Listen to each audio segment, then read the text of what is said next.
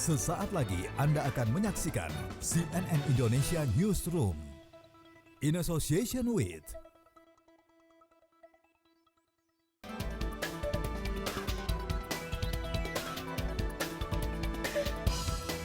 Destinasi wisata Raja Ampat belakangan menjadi sorotan publik, namun kali ini Raja Ampat menjadi sorotan akibat aktivitas tambang nikel. Hal ini pun mendapatkan kritikan tajam dari para penggiat lingkungan dan juga masyarakat. Saya Elvira Karunisa, Anda menyaksikan CNN Indonesia Newsroom dan berikut 3 topik utama kami hari ini. Puluhan rumah di kawasan padat penduduk di Kapuk Muara Penjaringan, Jakarta Utara pada Jumat siang terbakar. Api diduga dari korsleting listrik dari salah satu bangunan dan menyambar ke bangunan lain. Seekor sapi kurban mengamuk saat hendak disembeli oleh warga binaan di rutan kelas 1 Medaeng, Kota Surabaya pada Jumat pagi. Sapi mengamuk setelah sapi gagal dirobohkan. Jumat pagi usai menunaikan sholat Idul Adha, Presiden Prabowo Subianto membagikan amplop kepada sejumlah pedagang yang berjualan di pinggir jalan di depan Masjid Istiqlal.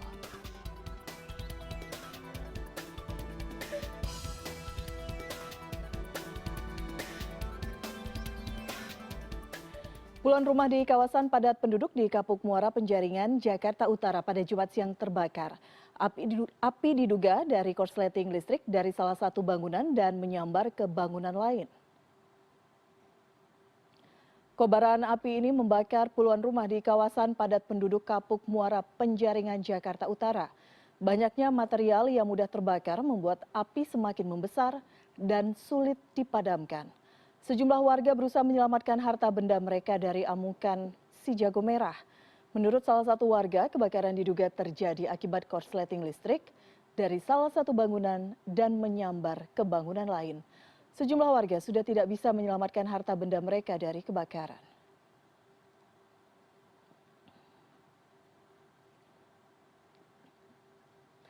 Kebakaran menghanguskan puluhan rumah di kawasan padat penduduk di Kapuk Muara, Jakarta Utara Jumat siang dan sudah bergabung produser lapangan CNN Indonesia Diego Basro. Diego, apakah saat ini api sudah berhasil dipadamkan seluruhnya? Ya, selamat sore Elvira. Kebakaran yang terjadi di kawasan Kapuk Muara Penjaringan, Jakarta Utara hingga sore ini masih coba dipadamkan oleh pihak pemadam kebakaran. Di mana seperti yang dapat Anda saksikan di belakang saya saat ini memang proses pemadaman masih terus dilakukan oleh pemadam kebakaran dan tidak mudah memang memadamkan api yang berada di kawasan ini karena memang kawasan ini selain merupakan kawasan yang padat penduduk ternyata juga berdekatan dengan tempat pembuangan sampah umum sehingga ada banyak sekali material-material yang mudah terbakar seperti plastik, kemudian juga ada kayu-kayu, ada juga bahan-bahan kayu triplek yang menjadi bahan dari pemukiman-pemukiman tersebut. Dan memang selain daripada material-material tersebut, karena ini merupakan tempat pembuangan sampah umum, maka ada banyak sekali sampah-sampah yang bertumpuk sehingga api begitu cepat merambat dari satu tempat ke tempat lainnya, berkobar begitu hebatnya. Dan selain itu juga walaupun api yang berada di atas tumpukan-tumpukan sampah ini sudah bisa dipadamkan, namun masih banyak juga api yang berada di bawahnya. Yang ini yang agak sulit untuk dipadamkan oleh petugas kebakaran karena begitu tingginya tumpukan sampah-sampah yang materialnya pun mudah terbakar sehingga dibutuhkan waktu yang cukup lama bagi petugas pemadam kebakaran untuk memadamkan api yang berada di kawasan ini. Memang kebakaran yang terjadi di kawasan ini cukup luas. Api yang membakar, bahkan kami bisa melihatnya tadi ketika dalam perjalanan menuju ke kawasan ini dari jalan tol sudah terlihat asap yang membumbung sangat tinggi ke angkasa, di mana saat ini juga apabila Anda lihat asap juga masih cukup tebal menyelimuti kawasan ini, di mana proses ini dilakukan sehingga kita harus menunggu waktunya api ini betul-betul padam oleh pihak pemadam kebakaran dan mereka sendiri sedang mencoba untuk melokalisasi agar api ini tidak begitu menyebar lagi ke area-area yang lebih luas. Mereka akan mencoba mengkonsentrasikan api di satu titik-titik tertentu, baru fokus untuk memadamkan api di titik tersebut. Dan hingga saat ini pun sumber air masih cukup bisa diakses oleh pihak pemadam kebakaran, sehingga tidak ada kekhawatiran terhadap akses terhadap air tersebut. Akan tetapi memang warga yang tinggal di pemukiman ini harus terpaksa mengungsi secara tiba-tiba karena tadi berdasarkan laporan dari suku dinas Gulkarmat Jakarta Utara, mereka mendapatkan laporan kebakaran pada pukul 12.08 waktu Indonesia Barat. Kebakarannya terjadi begitu cepat berdasarkan keterangan dari warga, sehingga warga pun harus berhamburan mengevakuasi, melarikan dirinya, tidak sempat membawa barang-barang berharga apapun keluar ke pagar yang menjadi pembatas kawasan dari pemukiman dan juga tempat sampah pembuangan umum ini yang berbatasan dengan klaster pemukiman warga lainnya, sehingga pagar tersebut harus dijebol cukup besar agar warga bisa lewat dengan jumlah yang cukup banyak. Nah, ini yang masih kita tunggu informasinya, apakah ada korban akibat dari kebakaran ini, yang masih kita tunggu seperti apa update informasinya. Dan nantinya baru ketika proses pemadaman telah selesai, proses pendinginan telah selesai, baru akan dilakukan investigasi terkait dengan apa yang menjadi penyebab kebakaran yang terjadi di sini, dan kemudian bagaimana korban-korban yang terdampak dari kebakaran yang terjadi di Kapuk Muara, Penjaringan, Jakarta Utara ini, Elvira.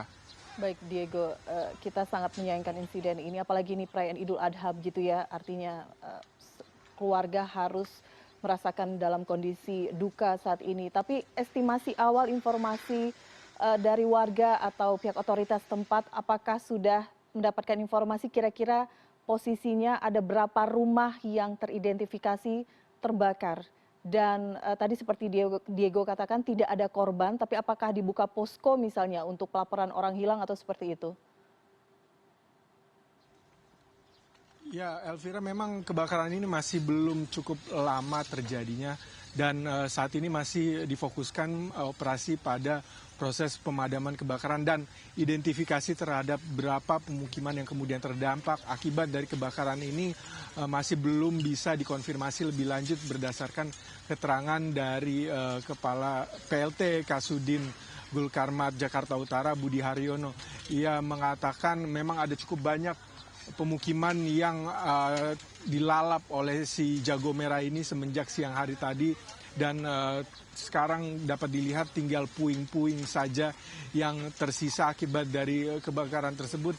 Namun hingga kini mereka pun masih terus fokus terlebih dahulu untuk memadamkan api, baru kemudian menginventarisir berapa jumlah korban, baik itu kerugian material maupun kerugian jiwa.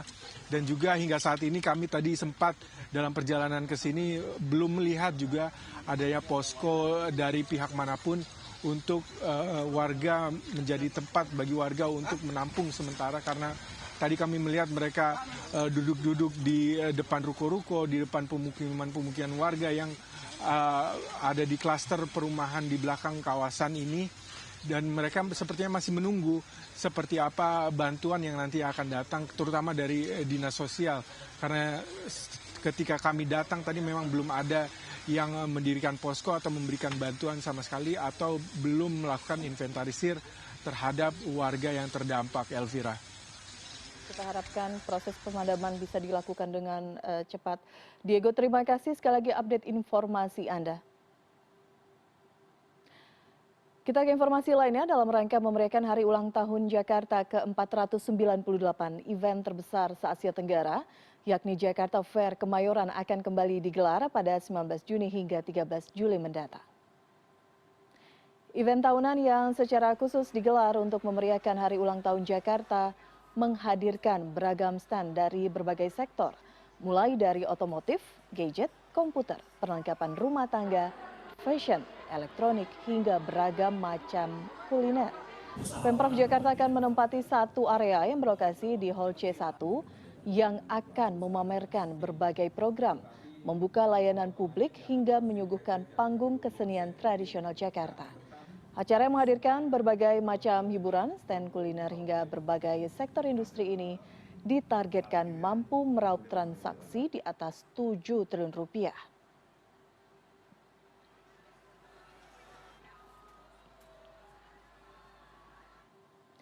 Kota tua Jakarta tidak lepas dari tujuan sebagian warga yang ingin menghabiskan waktu berlibur. Saya akan menyapa rekan saya Lorencia Gata yang berada di Kota Tua Jakarta. Lorencia, selamat sore. Bagaimana di sana, di belakang Anda tampaknya relatif cukup ramai begitu ya, meskipun hari ini Idul Adha. Tapi suasana di sana saat ini seperti apa? Ya, selamat sore Elvira. Jika memang kita berbicara mengenai libur panjang ini, selalu tujuannya ataupun destinasi tujuan ini ke Kota Tua ya. Kenapa? Karena memang di sini banyak sekali rekreasi yang bisa dinikmati atau bisa dikunjungi secara gratis. Seperti di Taman Fathahillah saat ini, di mana saya berada, ini tidak dipungut biaya bagi yang mau masuk ke area Taman Fathahillah di Kota Tua ini. Dan di Kota Tua sendiri juga ada beberapa museum seperti Museum Sejarah Jakarta, Museum Seni Rupa dan Keramik, Museum Wayang, Museum Bahari, dan juga Museum Betawi. Ini bagi pengunjung yang datang bisa atau hanya akan terkena mulai dari Rp5.000, dan dapat kami sampaikan bahwa hari ini di tanggal merah hari ini museum tetap buka, namun memang jam operasional hanya buka sampai pukul 3 sore saja Elvira. Jadi memang museum sudah tidak bisa dimasuki lagi untuk saat ini. Dan dapat kami sampaikan bahwa jika ini memang terlihat cukup ramai, tetapi ini relatif lebih sepi dibandingkan hari-hari biasanya. Karena hari ini Taman Fathahillah Kota Tua di mana saat ini saya berada sendiri ini baru buka pukul 11 pagi tadi. Di mana biasanya ini Taman Fathahillah sudah bisa dikunjungi mulai dari pukul 6 pagi hingga nanti malam pukul 9 malam. Namun bagi yang masih ada di rumah mencari-cari kira-kira kita mau liburan di mana ya, nyore di mana, Kota Tua ini bisa menjadi salah satu pilihan karena masih akan tetap buka hingga nanti pukul 9 malam. Dan bisa dilihat ini tadi juga ada yang bersepeda di Taman Fathahillah. Dan jika Elvira bisa mendengar, ini ada live music juga. Jadi memang menunggu sunset sambil bernyanyi dan juga joget seperti itu ya Elvira di Taman Fathahillah. Dan bisa dilihat juga ini ada cukup banyak pengunjung yang sedang piknik di tengah Taman Fathahillah. Nah Elvira, saya mau berbincang bersama salah satu keluarga yang sepertinya ini dari tadi sudah menikmati kudapan di tengah Taman Fathahillah ini.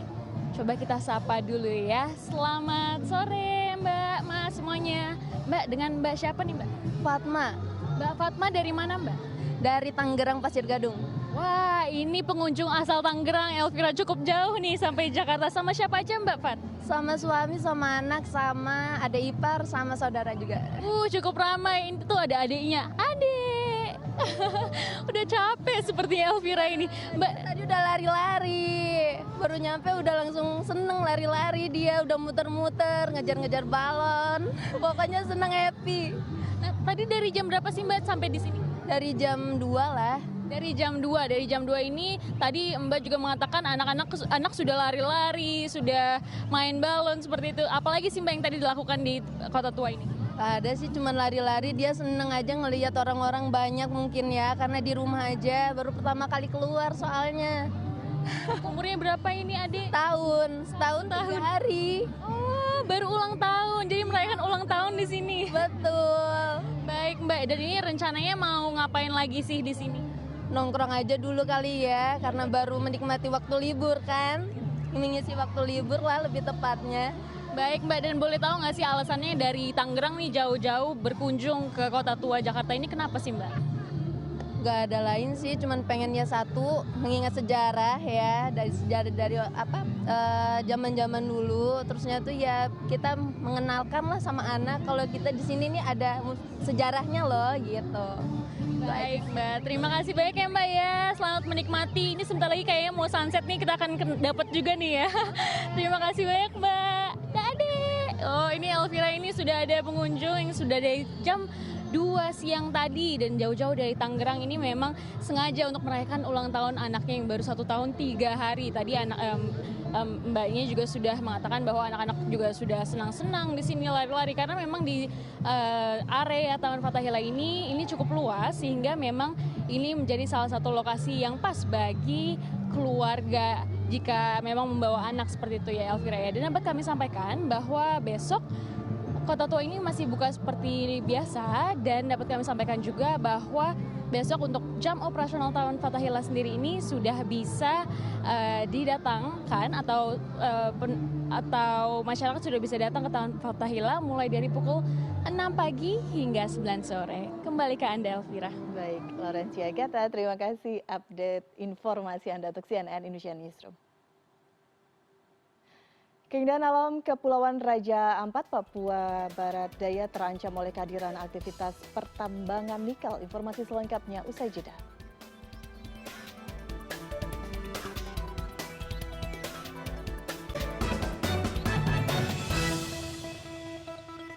In association with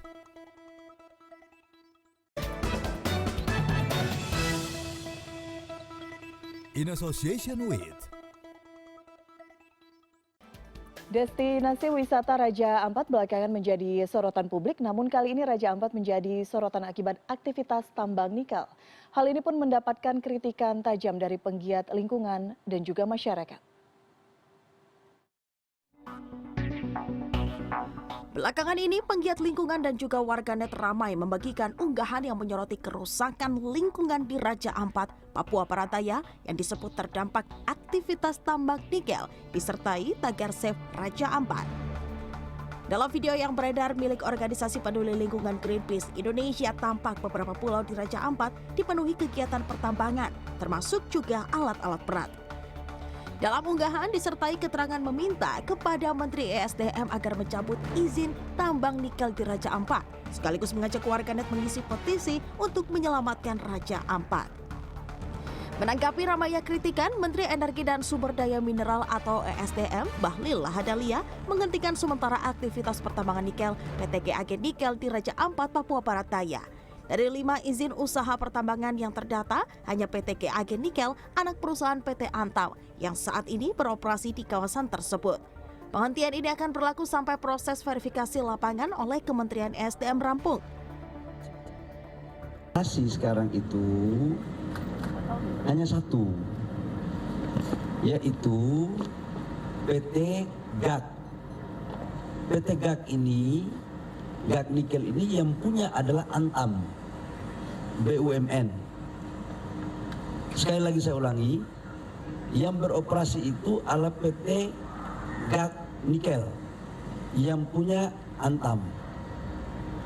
IUP-nya kapan? IUP produksinya itu 2017.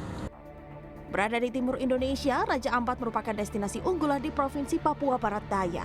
Sepanjang tahun 2024, ada lebih dari 24.000 turis asing dan lebih dari 8.300 turis lokal yang datang ke Raja Ampat. Raja Ampat pernah dinobatkan menjadi tempat diving terbaik dunia tahun 2015 oleh CNN. Sementara media internasional The New York Times dan juga National Geographic menobatkan Raja Ampat sebagai salah satu destinasi wisata terbaik yang wajib dikunjungi. Tim Liputan CNN Indonesia.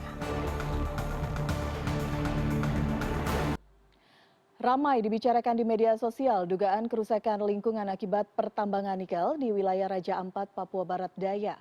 4 perusahaan nikel kini dalam pengawasan Kementerian Lingkungan Hidup.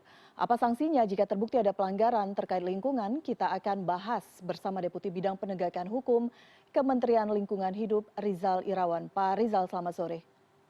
Selamat sore, Mbak. Mbak Elvira, selamat sore. Baik, Pak Rizal, Kementerian Lingkungan Hidup menemukan 4 pelanggaran serius yang diduga dilakukan oleh 4 perusahaan nikel di sekitar kawasan Raja Ampat. Apa saja dugaan ataupun temuan di lapangan, Pak?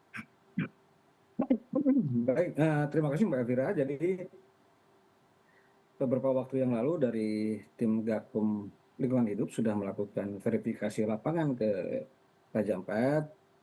Kami temukan 4 pelanggaran serius yang diduga dilakukan oleh 4 perusahaan nikel di sekitar kawasan Raja Ampat. Beberapa dugaan yang hasil verifikasi yang kami lakukan terhadap 4 perusahaan itu, kami mulai dari tanggal 26 sampai tanggal 31 Mei 2025 setelah kami mendengar adanya laporan informasi ataupun informasi dari media sosial terkait dengan adanya pelanggaran di kawasan Raja Ampat. Nah, jadi di sana terdapat 4 perusahaan, yaitu PT ASP, PT MRP, PT KSM, dan PT GN. Nah, jadi temuan-temuan yang kami hasil dari verifikasi lapangan yaitu, jadi untuk ditambang di Pulau Manura itu ada pulau kecil dengan luas pulau hanya 746 hektar. Itu yang dilakukan oleh PT ASP, itu PMA dari Tiongkok yang akan dievaluasi persetujuan lingkungannya untuk dicabut karena ditemukan adanya pelanggaran. Ya, di antara lain tidak memiliki manajemen lingkungan dan menyebabkan sedimentasi yang berat.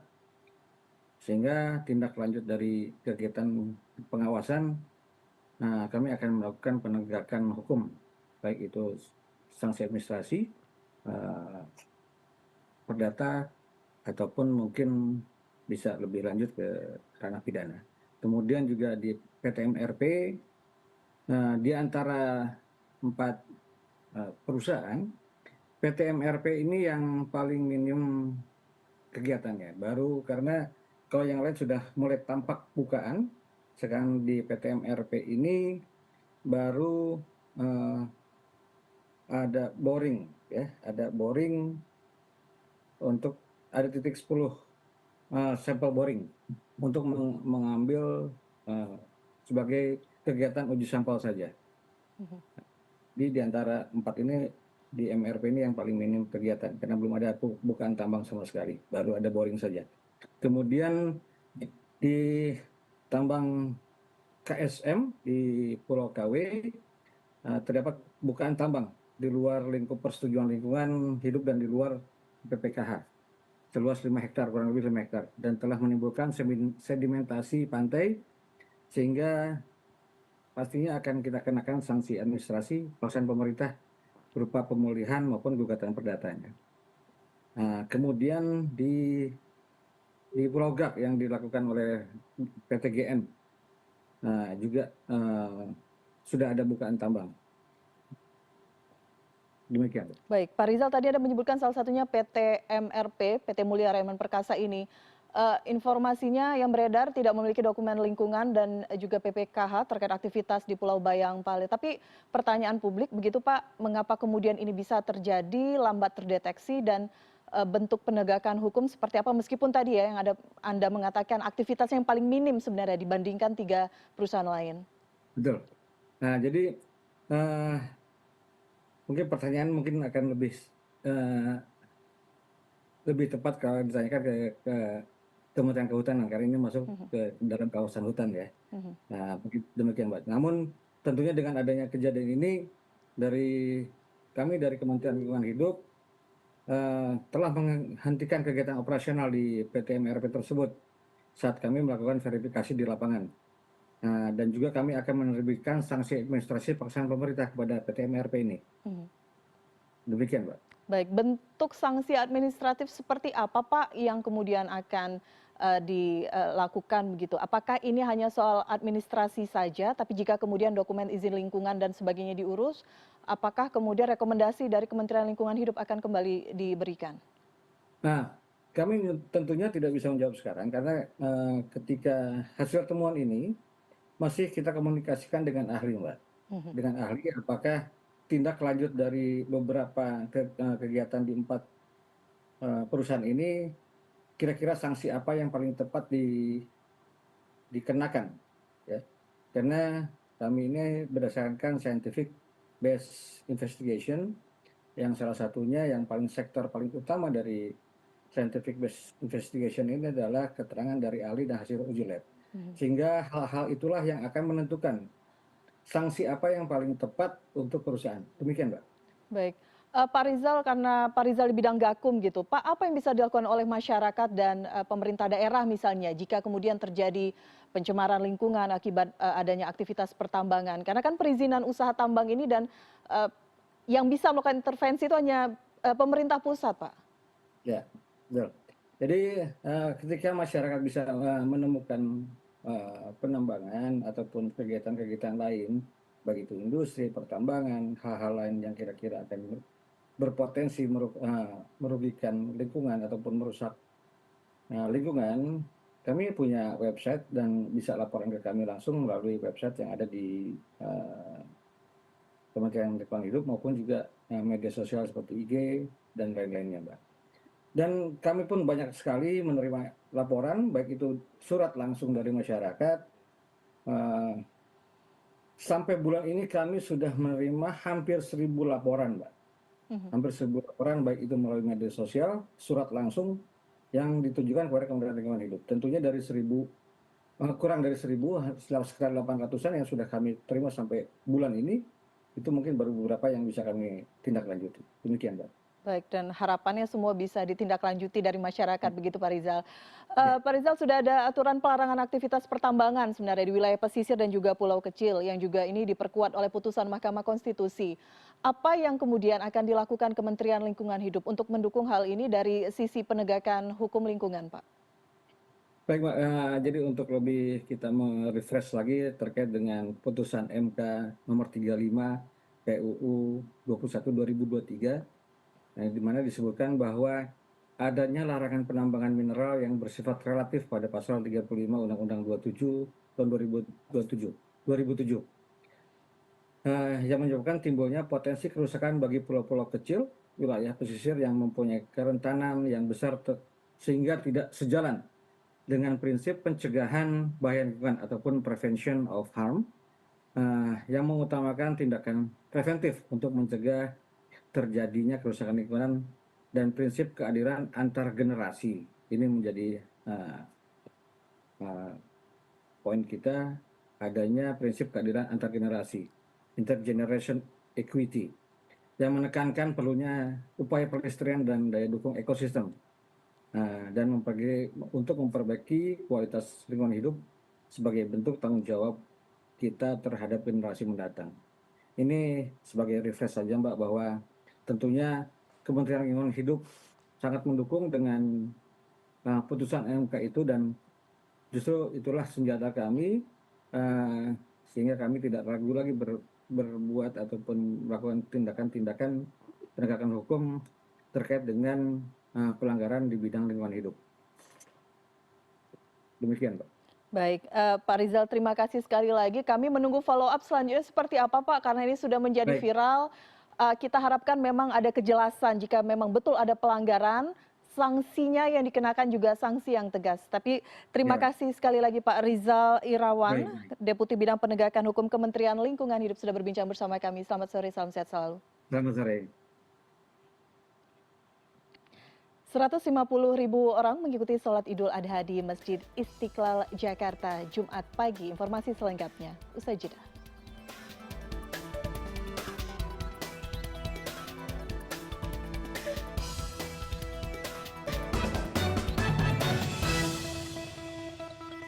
In association with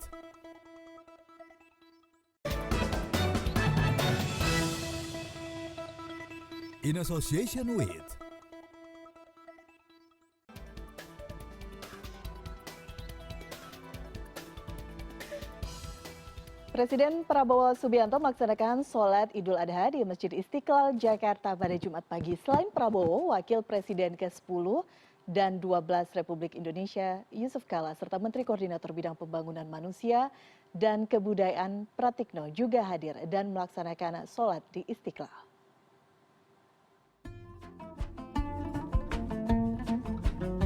Sholat Idul Adha yang dilaksanakan di Masjid Istiqlal Jakarta dimulai tepat pada pukul 7 pagi dengan imam sholat adalah Ahmad Muzakir Abdurrahman. Diperkirakan sebanyak 150.000 anggota jemaah mengikuti salat di Masjid Istiqlal ini. Karena bertepatan dengan sholat Jumat serta banyaknya jemaah yang hadir, maka penyembelihan hewan kurban akan dilaksanakan pada Sabtu 7 Juni, termasuk sapi yang diserahkan oleh Presiden dan Wakil Presiden yang diwakili oleh Menteri PMK. Saya Menko PMK mendapatkan tugas dari Bapak Presiden dan juga Bapak Wapres untuk menyerahkan hewan kurban kepada Masjid Istiqlal. Tadi barusan kita serahkan, jadi Pak Presiden itu 1,25 ton beratnya sapinya, kemudian Pak Wapres itu 1,1 ton. Ya, begitu ya. Menurut Mullah Warman Hanase, pelaksana harian Ketua Badan Pengurus Masjid Istiqlal, untuk tahun ini tidak ada pembagian kupon daging kurban karena ada perubahan skema pembagian yang akan diterapkan oleh Masjid Istiqlal. Kita ada skema, jadi pembagian distribusi hewan kurban di Istiqlal itu dengan bermitra dengan yayasan-yayasan, apakah yayasan pendidikan, yayasan majelis taklim, yayasan yatim piatu. Untuk makan bersama, makan bergizi ya, hewan kurban bersama yang diinisiasi oleh Pak Menteri Agama, Imam Besar Masjid Istiqlal, insya Allah hari Minggu mengundang 2.000 anak yatim. Itu khusus dari sapi dari Presiden? Oh, khusus untuk sapi Presiden, ya, insya Allah. Dan Wapres 2.000 anak yatim. Asal anak yatimnya se-Jabodetabek, dari Jabodetabek bekerja sama dengan yayasan-yayasan. Masjid Istiqlal telah menerima 50 ekor sapi dan 79 ekor kambing dari masyarakat. Namun yang menarik perhatian masyarakat adalah keberadaan sapi jenis limosin milik Presiden dan Wakil Presiden Republik Indonesia.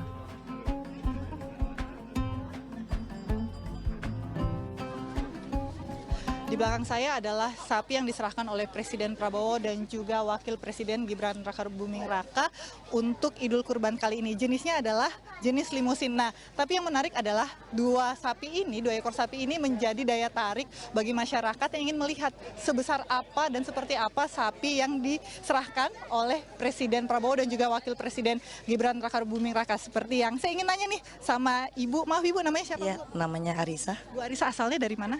Dari Bengkulu sih. Bengkulu. Tapi tinggal di Jakarta? Iya, tapi tinggal di Jakarta. Nah ini tadi habis sholat id langsung lihat sapi ya? Iya. Yang mau minta lihat sapi anaknya atau ibunya? Anaknya sih. Apa? Ibunya. Siapa yang minta lihat sapi?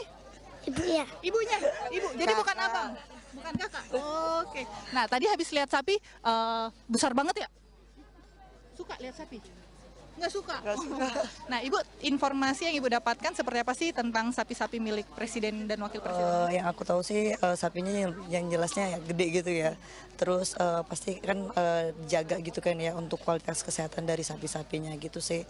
Terus penasaran aja karena mau lihat yang gede ini, mau ngajakin jalan aja sih anak-anak itu sekalian. Kalian jalannya habis sholat ya Bu ya? Iya. Oke Ibu, terima kasih banyak. Nah itu rasa penasaran warga terjawab karena memang sapi-sapi ini dan juga hewan kurban lainnya yang diserahkan oleh masyarakat dan juga pejabat ke Masjid Istiqlal akan disembelih esok hari mulai pukul 9 pagi. Irina Wardani, Maria Oktober, Jakarta.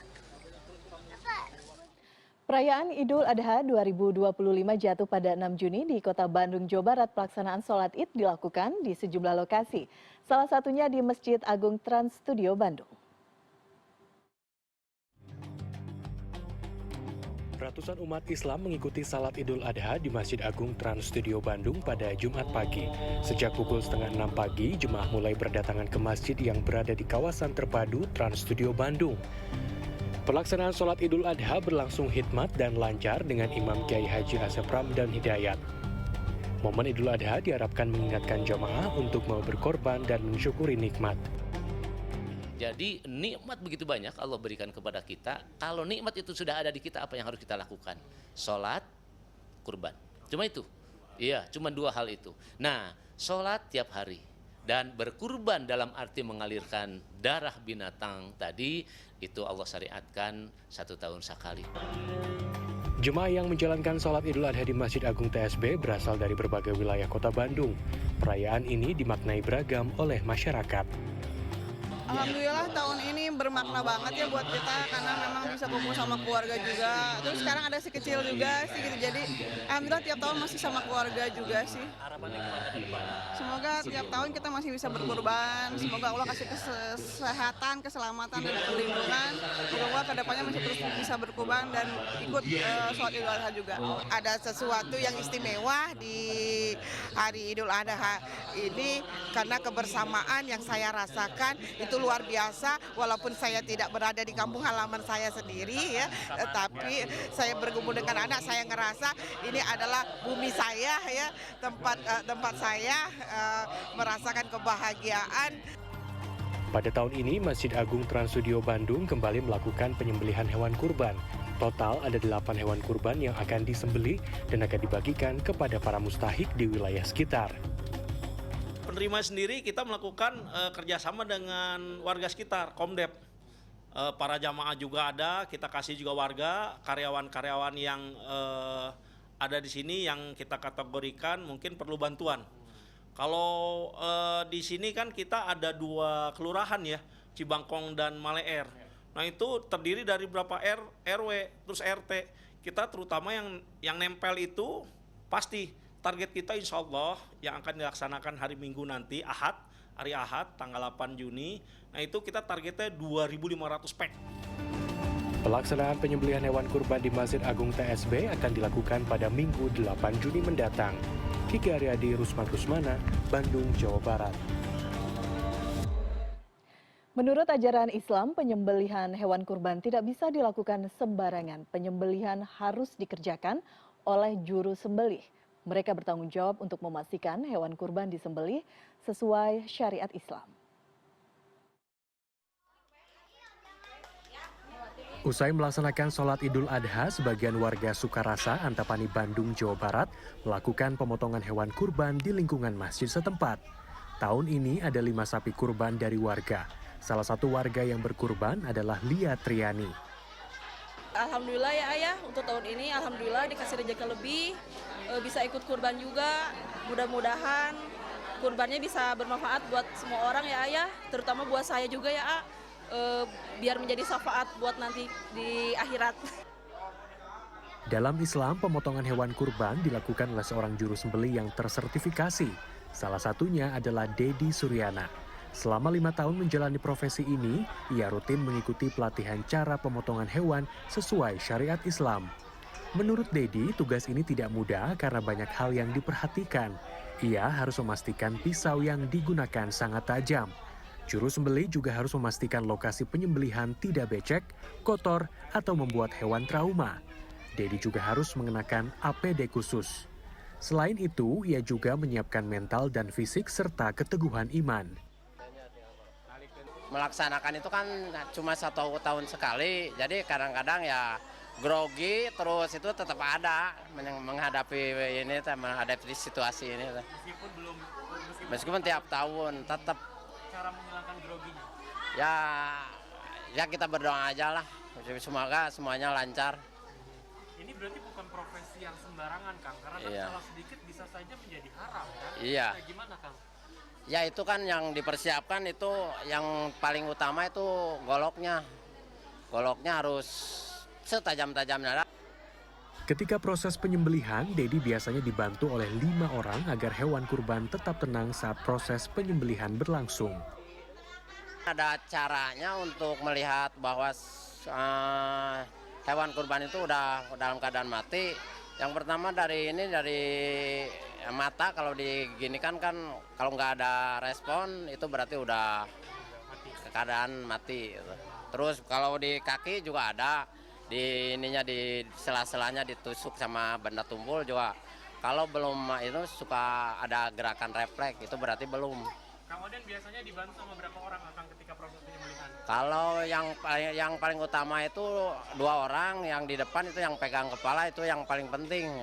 Kalau yang belakang itu ya bisalah, itu mah yang lainnya. Majelis Ulama Indonesia Jawa Barat menyebut juru sembelih harus memenuhi syarat tertentu. Tak hanya muslim, balik, dan berakal, tapi mereka juga tahu tata cara penyembelihan yang sah, serta mampu menjaga etika penyembelihan. Juru sembelih itu tauhidnya harus kuat, keimanannya harus kuat.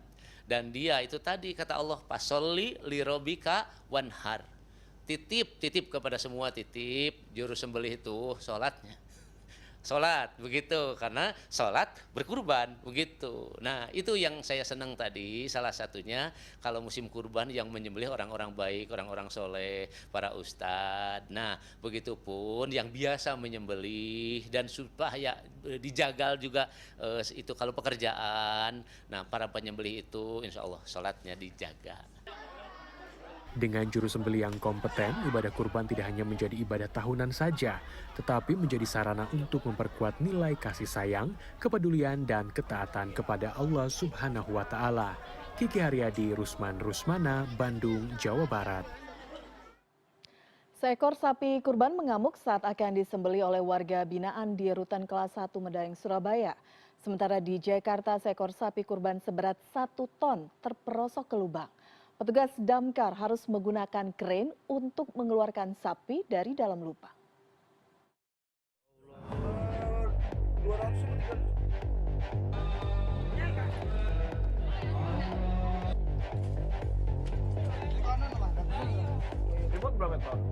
Cuma berapa ya? Ya Allah.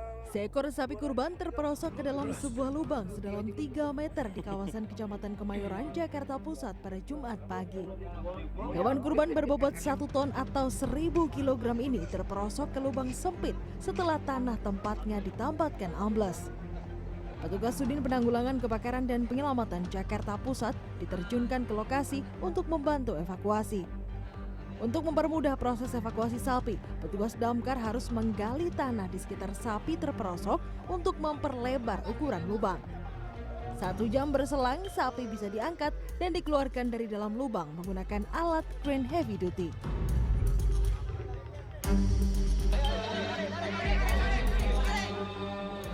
Sementara di Jawa Timur, seekor sapi kurban mengamuk saat hendak disembelih oleh warga binaan di Rutan Kelas 1 Medaeng, Kota Surabaya pada Jumat pagi. Sapi jenis limousin ini mengamuk lantaran warga binaan yang akan menyembelih gagal merobohkan sapi hewan kurban tersebut. Situasi ini membuat warga binaan panik dan berusaha menghindar dari amukan sapi. Tak berselang lama, sapi bisa ditenangkan dan disembelih. Pada hari Idul Adha tahun ini, Rutan Kelas 1 Medaeng menyembelih 7 sapi dan 9 ekor kambing. Daging hewan kurban akan dibagikan kepada 2.676 warga binaan.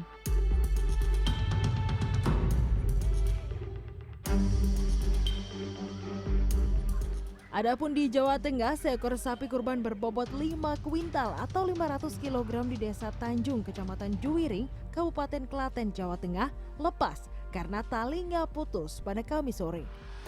Sapi jenis limousin ini kemudian berusaha untuk masuk ke rumah salah seorang warga hingga membuat pemilik rumah panik. Setelah 1 jam, sapi yang kabur dan berkeliaran di jalan dan pekarangan rumah ini akhirnya bisa ditangkap kembali oleh warga. Dibutuhkan sekitar 4 orang untuk menangkap sapi dan mengikatnya kembali. Selanjutnya, sapi kurban dibawa kembali ke halaman masjid. Tim Liputan CNN Indonesia.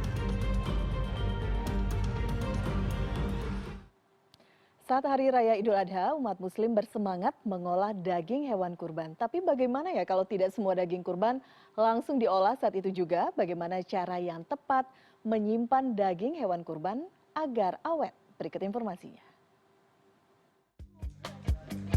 Saat Hari Raya Idul Adha, umat Muslim mendapat daging hewan kurban. Jika tak langsung mengolah semuanya, daging harus disimpan agar awet dan aman dikonsumsi. Menurut juru masak, daging sebaiknya tidak dicuci terlebih dahulu agar tidak terkontaminasi bakteri. Pastikan tangan dan peralatan dalam kondisi bersih. Kemudian, potong daging sesuai porsi atau kebutuhan pengolahan agar tidak dikeluarkan dan dimasukkan beberapa kali dan terkontaminasi mikroorganisme melalui udara. Baru setelah itu, masukkan dalam wadah yang tertutup. Karena bakteri itu biasanya masuk melalui 2, biasanya udara dan sama dari air. Berarti dia dicuci sebelum dimasak? Ya, dicuci sebelum dimasak itu baru boleh. Atau bakteri kita bisa matikan melalui dengan dipanaskan dengan suhu 80 ke atas, 80 derajat ke atas. Setelah daging terbungkus, beri label tanggal penyimpanan. Kemudian masukkan dalam freezer dengan suhu di bawah 0 derajat Celcius. Jadi ini nggak usah khawatir akan lupa karena sudah ada tanggal penyimpanannya. Kemudian sebelum disimpan, pastikan suhunya di angka berapa ini, Chef? Di angka 0 di bawah atau minus. Suhunya minus ya. Seperti ini suhunya minus 15 derajat Celcius. Ya, kita masukkan, Chef.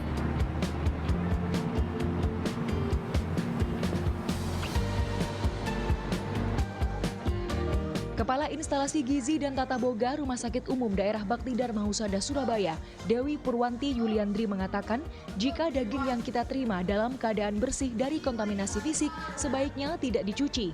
Tapi jika daging terkontaminasi fisik, cuci dengan air mengalir yang berstandar air minum. Kemudian dikasih jeruk nipis boleh, dikasih garam boleh, bahkan dilakukan perendaman perebusan dengan air rempah-rempah juga bagus karena dia bisa berfungsi sebagai antibakteri dan antioksidan.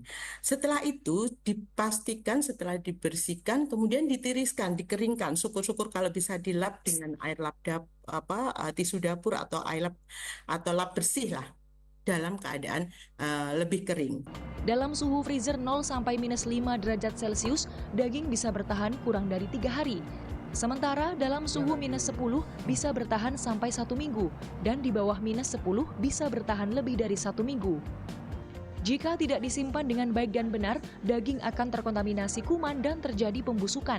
Dampaknya bisa mengganggu saluran pencernaan, gatal-gatal hingga sesak nafas. Kanza Tamarindora, Didin Iswandani, Surabaya, Jawa Timur.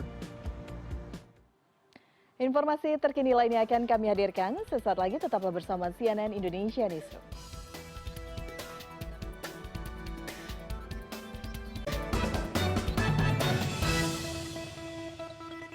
In association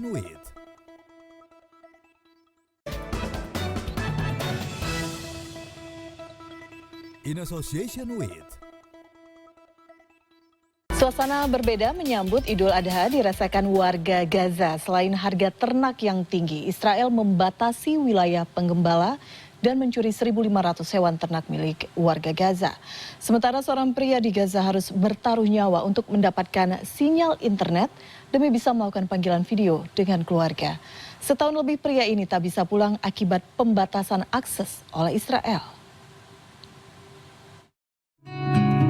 Situasi ekonomi yang sulit di tepi barat Gaza mengurangi daya beli warga pada hewan ternak untuk memperingati Idul Adha. Harga domba melonjak tajam akibat konflik yang berkepanjangan hingga tingginya harga pakan ternak. Warga tepi barat mengatakan pemukim Israel melarang beberapa peternak untuk mengembalakan domba mereka di padang rumput hijau di sekitar permukiman Israel. Selama 2 bulan terakhir, warga tepi barat mengatakan sekitar 1.500 domba dan kambing dicuri oleh para pemukim Israel. Hewan-hewan ternak itu dibawa dari desa menggunakan truk pickup dengan pengawasan polisi dan tentara Israel. Untuk mengendalikan harga yang tinggi, Kementerian Ekonomi Nasional Palestina menetapkan harga standar untuk daging di pasar sekitar Rp184.000 per kilogram.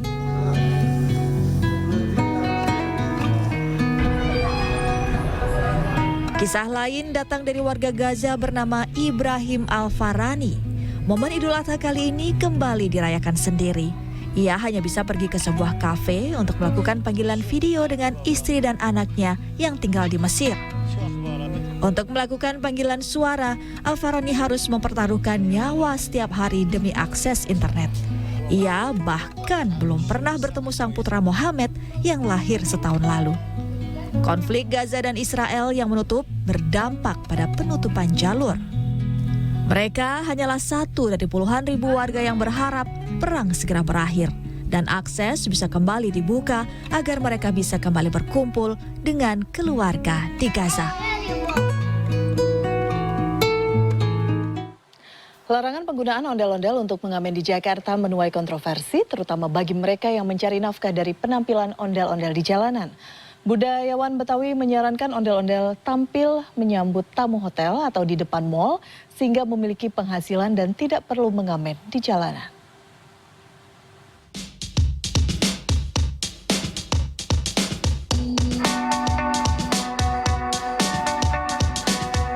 Jadi saya sangat berharap bahwa ondel-ondel itu merupakan budaya yang dinamis, nggak statis.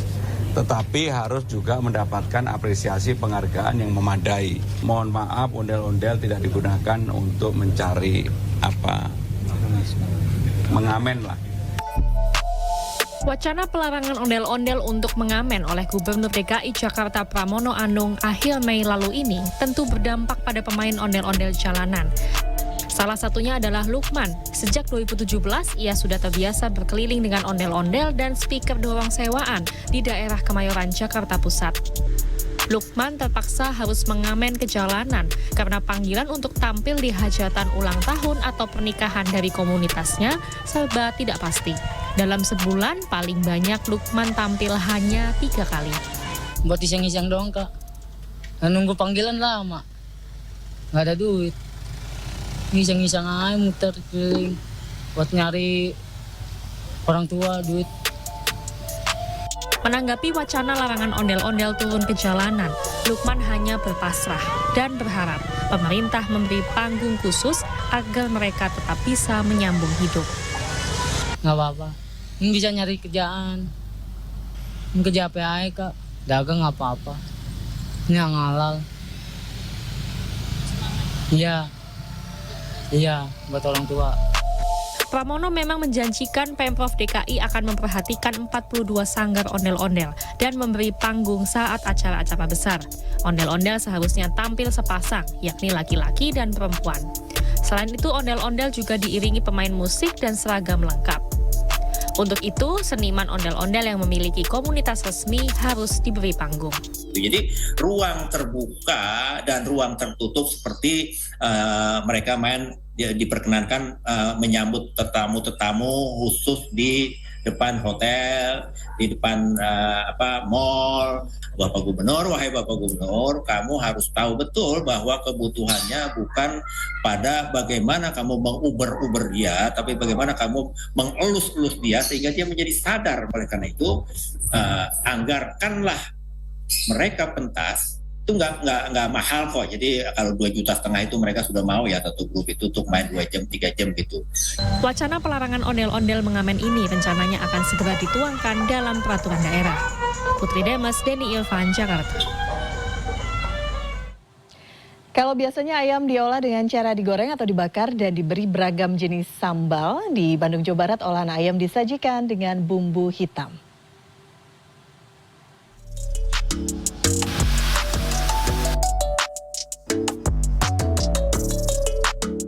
Kreasi dan inovasi setiap olahan biasa dilakukan sejumlah resto dan tempat makan, termasuk olahan ayam goreng. Di salah satu restoran di Bandung, Jawa Barat, ayam goreng tak sekedar disajikan dengan sambal tomat atau sambal hijau. Yang satu ini, bumbu pendampingnya adalah bumbu hitam. Sebelum sampai ke meja pelanggan, ayam kampung dan pejantan yang sudah diberi bumbu kuning digoreng terlebih dahulu hingga matang. Sementara untuk bumbu hitamnya menggunakan keluak dan rempah yang dimasak bersama parutan kelapa. Kelapa inilah yang jadi bahan andalan penambah rasa. Terutama di bumbu hitamnya itu memang beda dari bumbu hitam Madura atau bumbu hitam yang ada seperti biasanya di Bandung. Emang apa yang membedainnya nih? Perbedaannya bumbu hitam di kita itu rasanya lebih manis, teksturnya manis, tidak pedas, dan memang pembuatannya juga kita spesial dari kelapa bahannya. Setelah bumbu hitam matang, ayam pun siap disajikan dan disantap dengan sepiring nasi putih hangat.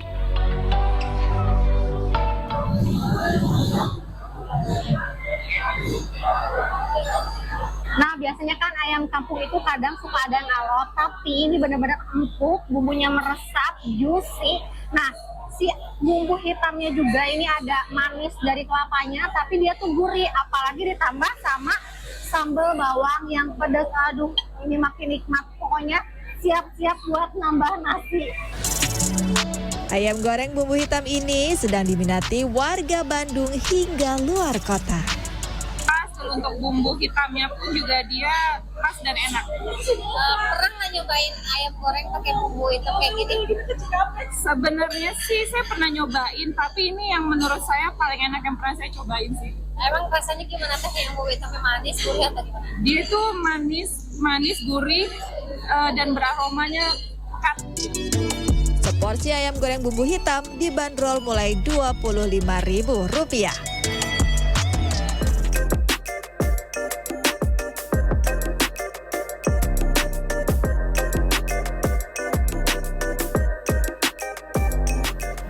Dari olahan ayam kita ke kuliner ikan, tepatnya ikan gurami. Yang satu ini ikan gurami diracik dengan sambal oncom. Ikan yang sudah dibersihkan dan dibumbui digoreng hingga kering. Sambil menunggu ikan ditiriskan, bumbu olahannya dibuat. Irisan bawang merah dan bawang putih ditumis, tambahkan oncom, tomat, cabai rawit, cabai merah, dan daun bawang. Bumbui dengan garam dan beri daun kemangi. Terakhir, masukkan ikan gurami goreng dan aduk hingga merata. Ya, pakai oncom beneran, jadi ya istilahnya kan kalau oncom itu punya cita rasa yang khas gitu ya, yang karena dia tuh proses fermentasinya itu memang unik, sangat unik lah, ada di lidah itu unik. Nah, kita harapkan kita buat menunya seperti itu, maka diharapkan bahwa memang setelah hasil tes dan segala macam memang sangat unik gitu untuk rasa.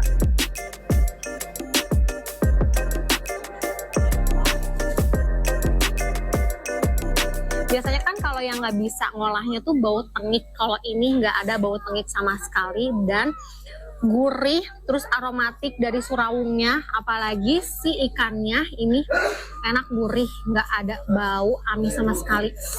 Ini mah auto nambah terus.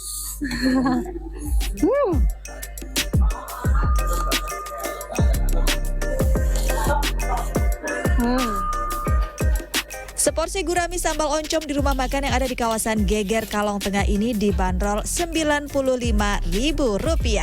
Dian Permatasari, Bandung, Jawa Barat.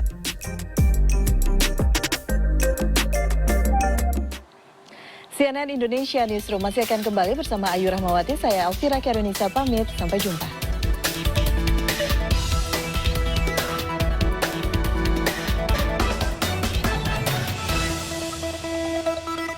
In association with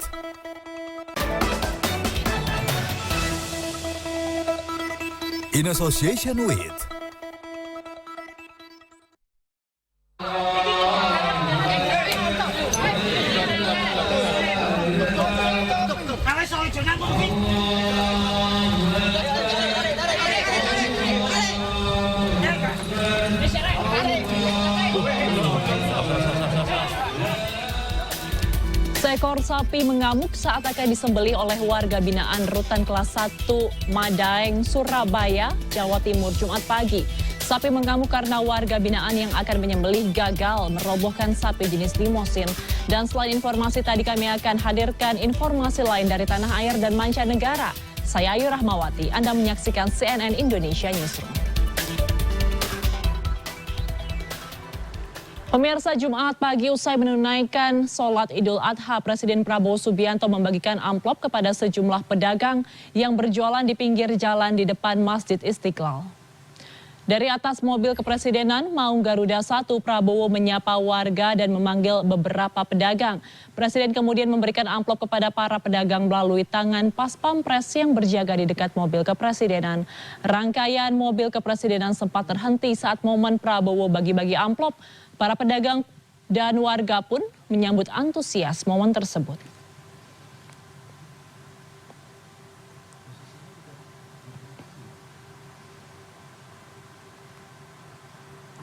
Seekor sapi kurban mengamuk saat akan disembelih oleh warga binaan di Rutan Kelas 1 Medaeng, Surabaya. Sementara di Jakarta, seekor sapi kurban seberat 1 ton terperosok ke lubang. Petugas damkar harus menggunakan kren untuk mengeluarkan sapi dari dalam lubang.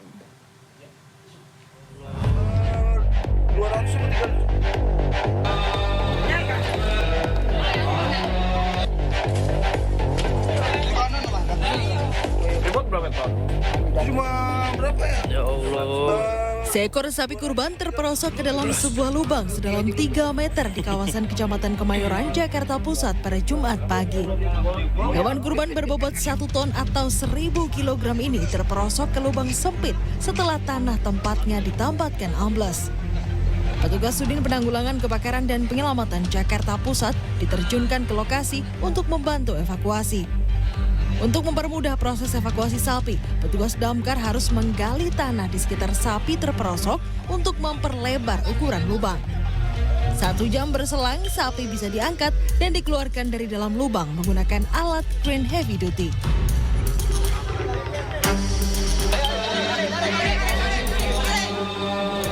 Sementara di Jawa Timur, seekor sapi kurban mengamuk saat hendak disembelih oleh warga binaan di Rutan Kelas 1 Medaeng, Kota Surabaya pada Jumat pagi.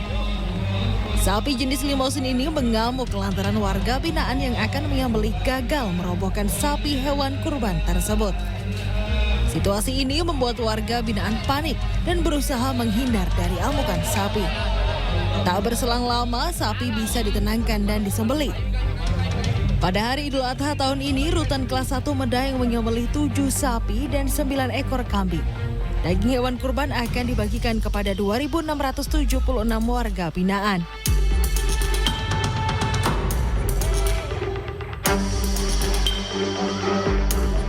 Adapun di Jawa Tengah, seekor sapi kurban berbobot 5 kuintal atau 500 kg di Desa Tanjung, Kecamatan Juwiring, Kabupaten Klaten, Jawa Tengah, lepas karena talinya putus pada Kamis sore. Sapi jenis limousin ini kemudian berusaha untuk masuk ke rumah salah seorang warga hingga membuat pemilik rumah panik.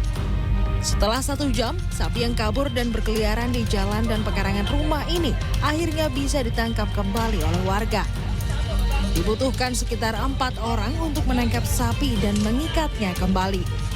Selanjutnya, sapi kurban dibawa kembali ke halaman masjid. Tim Liputan CNN Indonesia.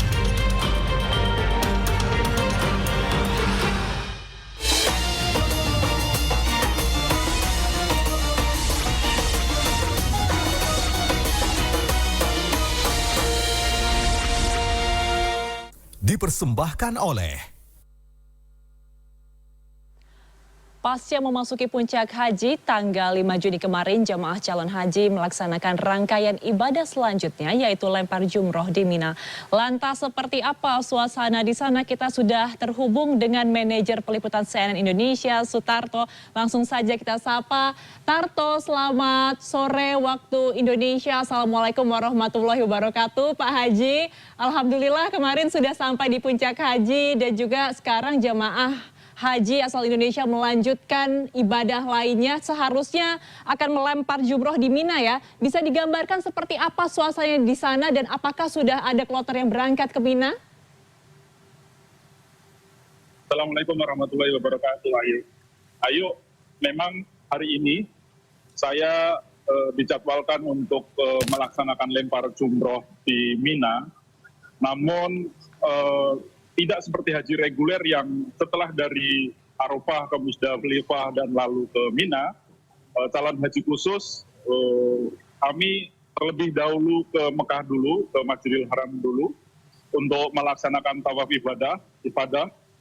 Setelah itu kami melakukan tahallul. Ayu, kalau boleh dilihat kepala saya sudah licin karena sebagaimana disunahkan ketika selesai melaksanakan tawaf ibadah atau melaksanakan lempar jumroh, maka boleh melepas ihram dan melakukan tahallul atau menggunduli rambut seperti itu, Ayu.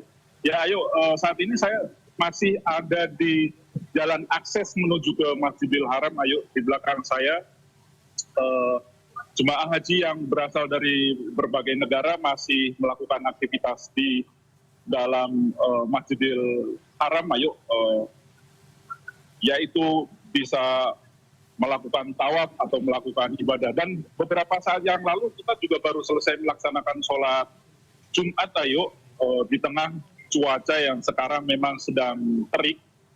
Cuaca mungkin sekarang kalau di kulit itu lebih dari 40 derajat Celcius, Ayu.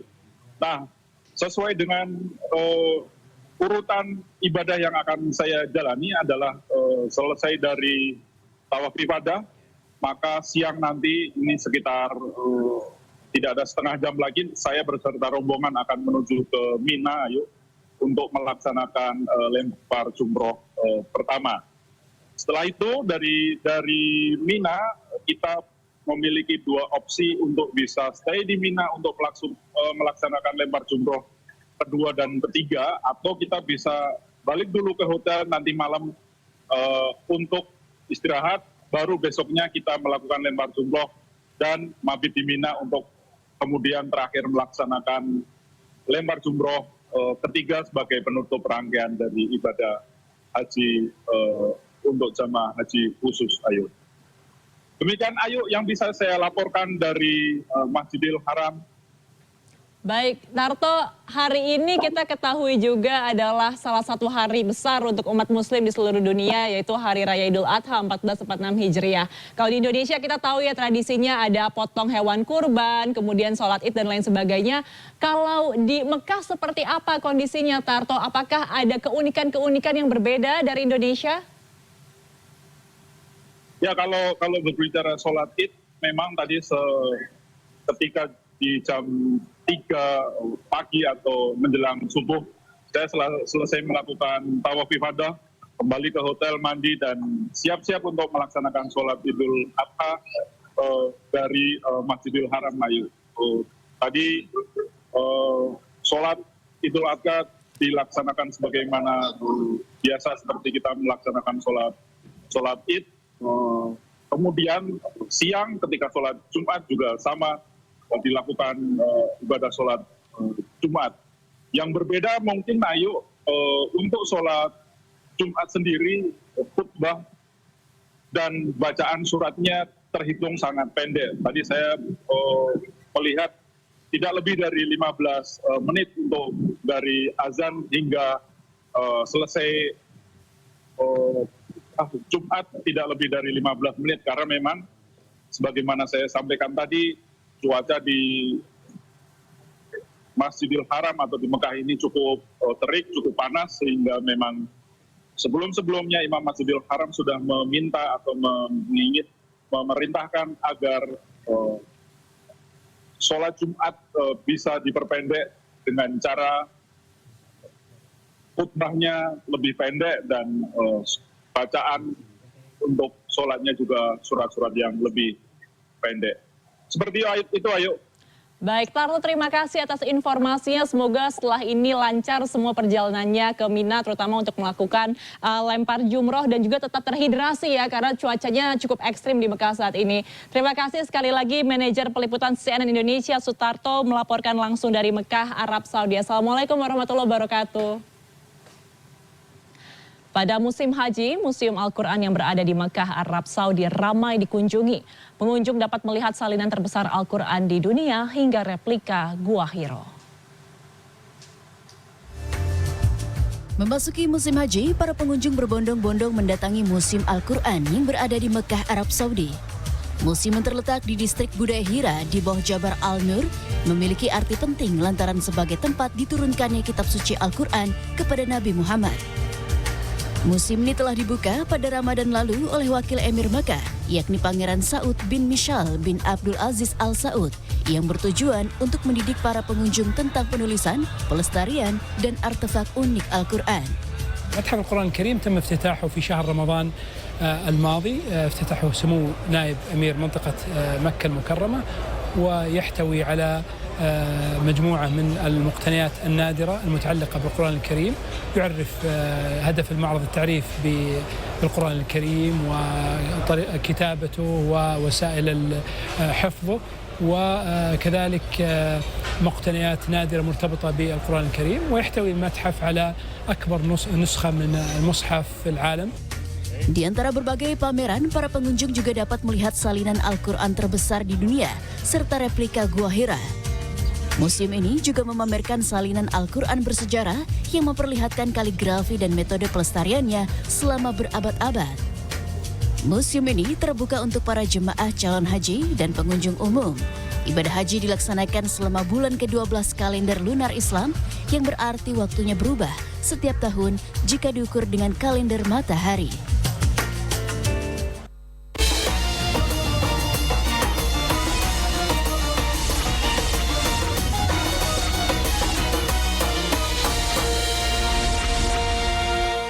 Dipersembahkan oleh Tingginya animo masyarakat Indonesia untuk melaksanakan rukun Islam kelima membuat waktu tunggu keberangkatan jemaah haji semakin panjang. Pembatasan kuota membuat masa tunggu calon jemaah haji reguler mencapai belasan tahun. Lantas adakah cara untuk mempercepat keberangkatan haji asal Indonesia? Berikut informasinya.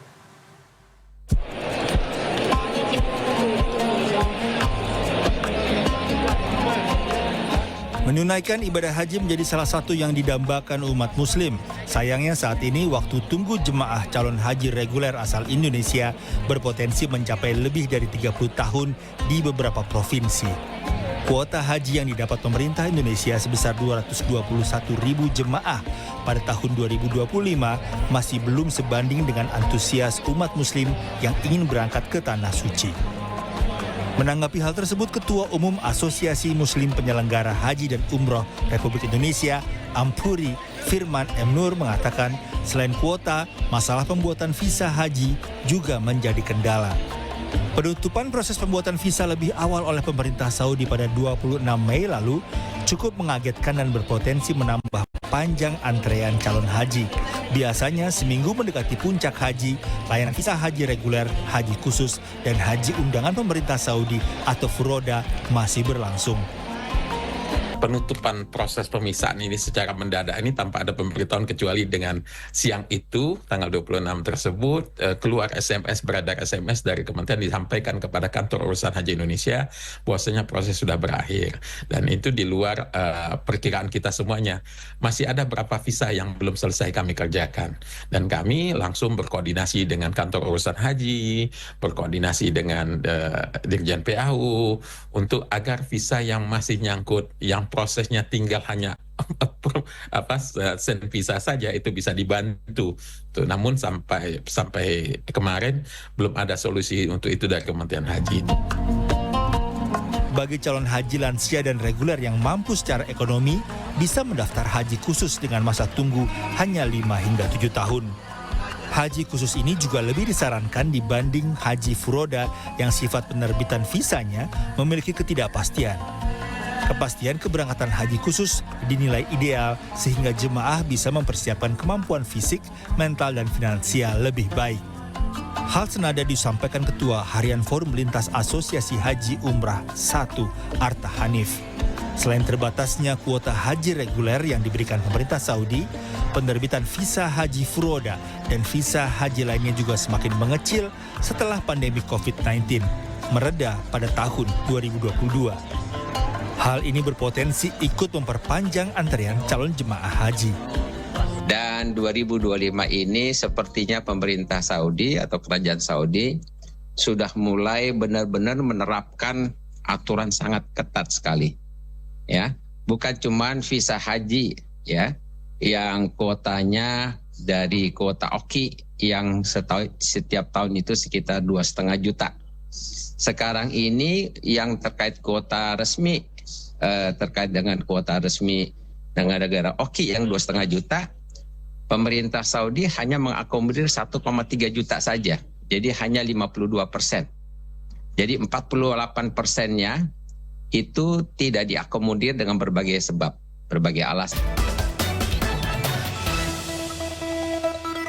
In association with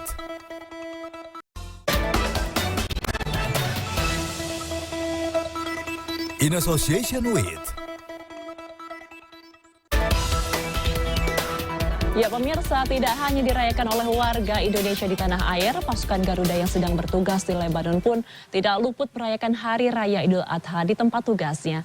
Dan untuk melihat suasana perayaannya di Lebanon, saya akan langsung menyapa Letkol Laut Anugrah Anurullah dan Satgas Maritim Task Force TNI Konga 18 Unifil. Assalamualaikum warahmatullahi wabarakatuh Pak Anugrah, selamat Hari Raya Idul Adha. Waalaikumsalam warahmatullahi wabarakatuh, Mbak Ayu. Selamat Hari Raya Idul Adha juga buat seluruh pemirsa dan masyarakat Indonesia di sana. Terima kasih banyak Pak Anugrah. Pak Anugrah, seperti yang kita tahu kalau misalkan di Indonesia Idul Adha itu identik dengan pagi-pagi kita sholat id bersama, kemudian potong kurban, kemudian dilanjutkan dengan makan-makan, biasanya ketupat dan juga opor begitu ya. Kalau misalkan Idul Adha di Lebanon, ada tidak Pak perbedaannya? Apa yang menarik dari suasana perayaan Idul Adha di sana? Ya, Mbak Ayu dan seluruh pemirsa, perlu saya laporkan juga bahwa kesempatan untuk merayakan Hari Raya Idul Adha pada tahun ini di daerah misi kita di Lebanon dan khususnya pada saat ini saya berada di Beirut. Ini adalah suatu kesempatan yang sangat luar biasa karena kita tidak hanya bergembira dan menyambut Hari Raya ini, tapi kita juga berada di bawah sedikit kegetiran karena situasi keamanan tadi malam sempat ada eskalasi sedikit di kota Beirut bagian selatan. Namun alhamdulillah semuanya masih dalam terkendali meskipun tidak bisa dibilang aman. Kemudian untuk masyarakat sendiri di penduduk lokal di Lebanon, mereka merayakan dengan penuh sukacita. Mereka juga melaksanakan konvoi, juga membakar kembang api dan sebagainya. Namun demikian kami dari Satgas MTF TNI kontingen Garuda 28P yang on board di KRI Sultan Iskandar Muda memang belum dapat menyaksikan secara langsung karena kita membatasi akses pergerakan terkait dengan situasi keamanan. Namun dari jauh kita dapat memonitor bagaimana keceriaan dan kegembiraan masyarakat lokal di sini. Baik Pak Anugrah, kita sama-sama berharap situasi selalu kondusif ya di sana.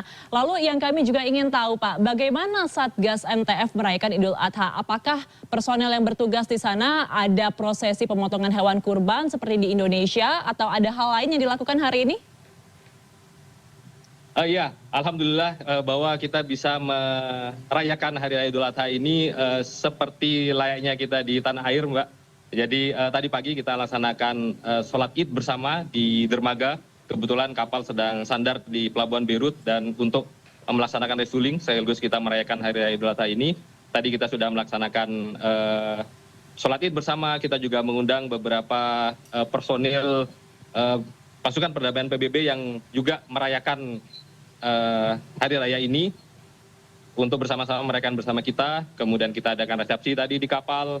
Makan-makan meskipun makannya bukan seperti biasanya di Indonesia, namun alhamdulillah cukup menggembirakan. Dan pada kesempatan ini, saat ini saya sedang berada di KBRI Beirut. Kami berkolaborasi dengan para diplomat dan staf KBRI untuk sama-sama melaksanakan pemotongan hewan kurban. Kami menggeser personel kami di sini dan saat ini sedang berjalan. Di sini masih jam 13.55 siang hari. Kita akan melaksanakan makan siang bersama, menikmati hewan kurban yang tadi baru saja kita sembelih. Jadi kurang lebih kita bersyukur bisa melaksanakannya dengan kurang lebih sama dengan di tanah air.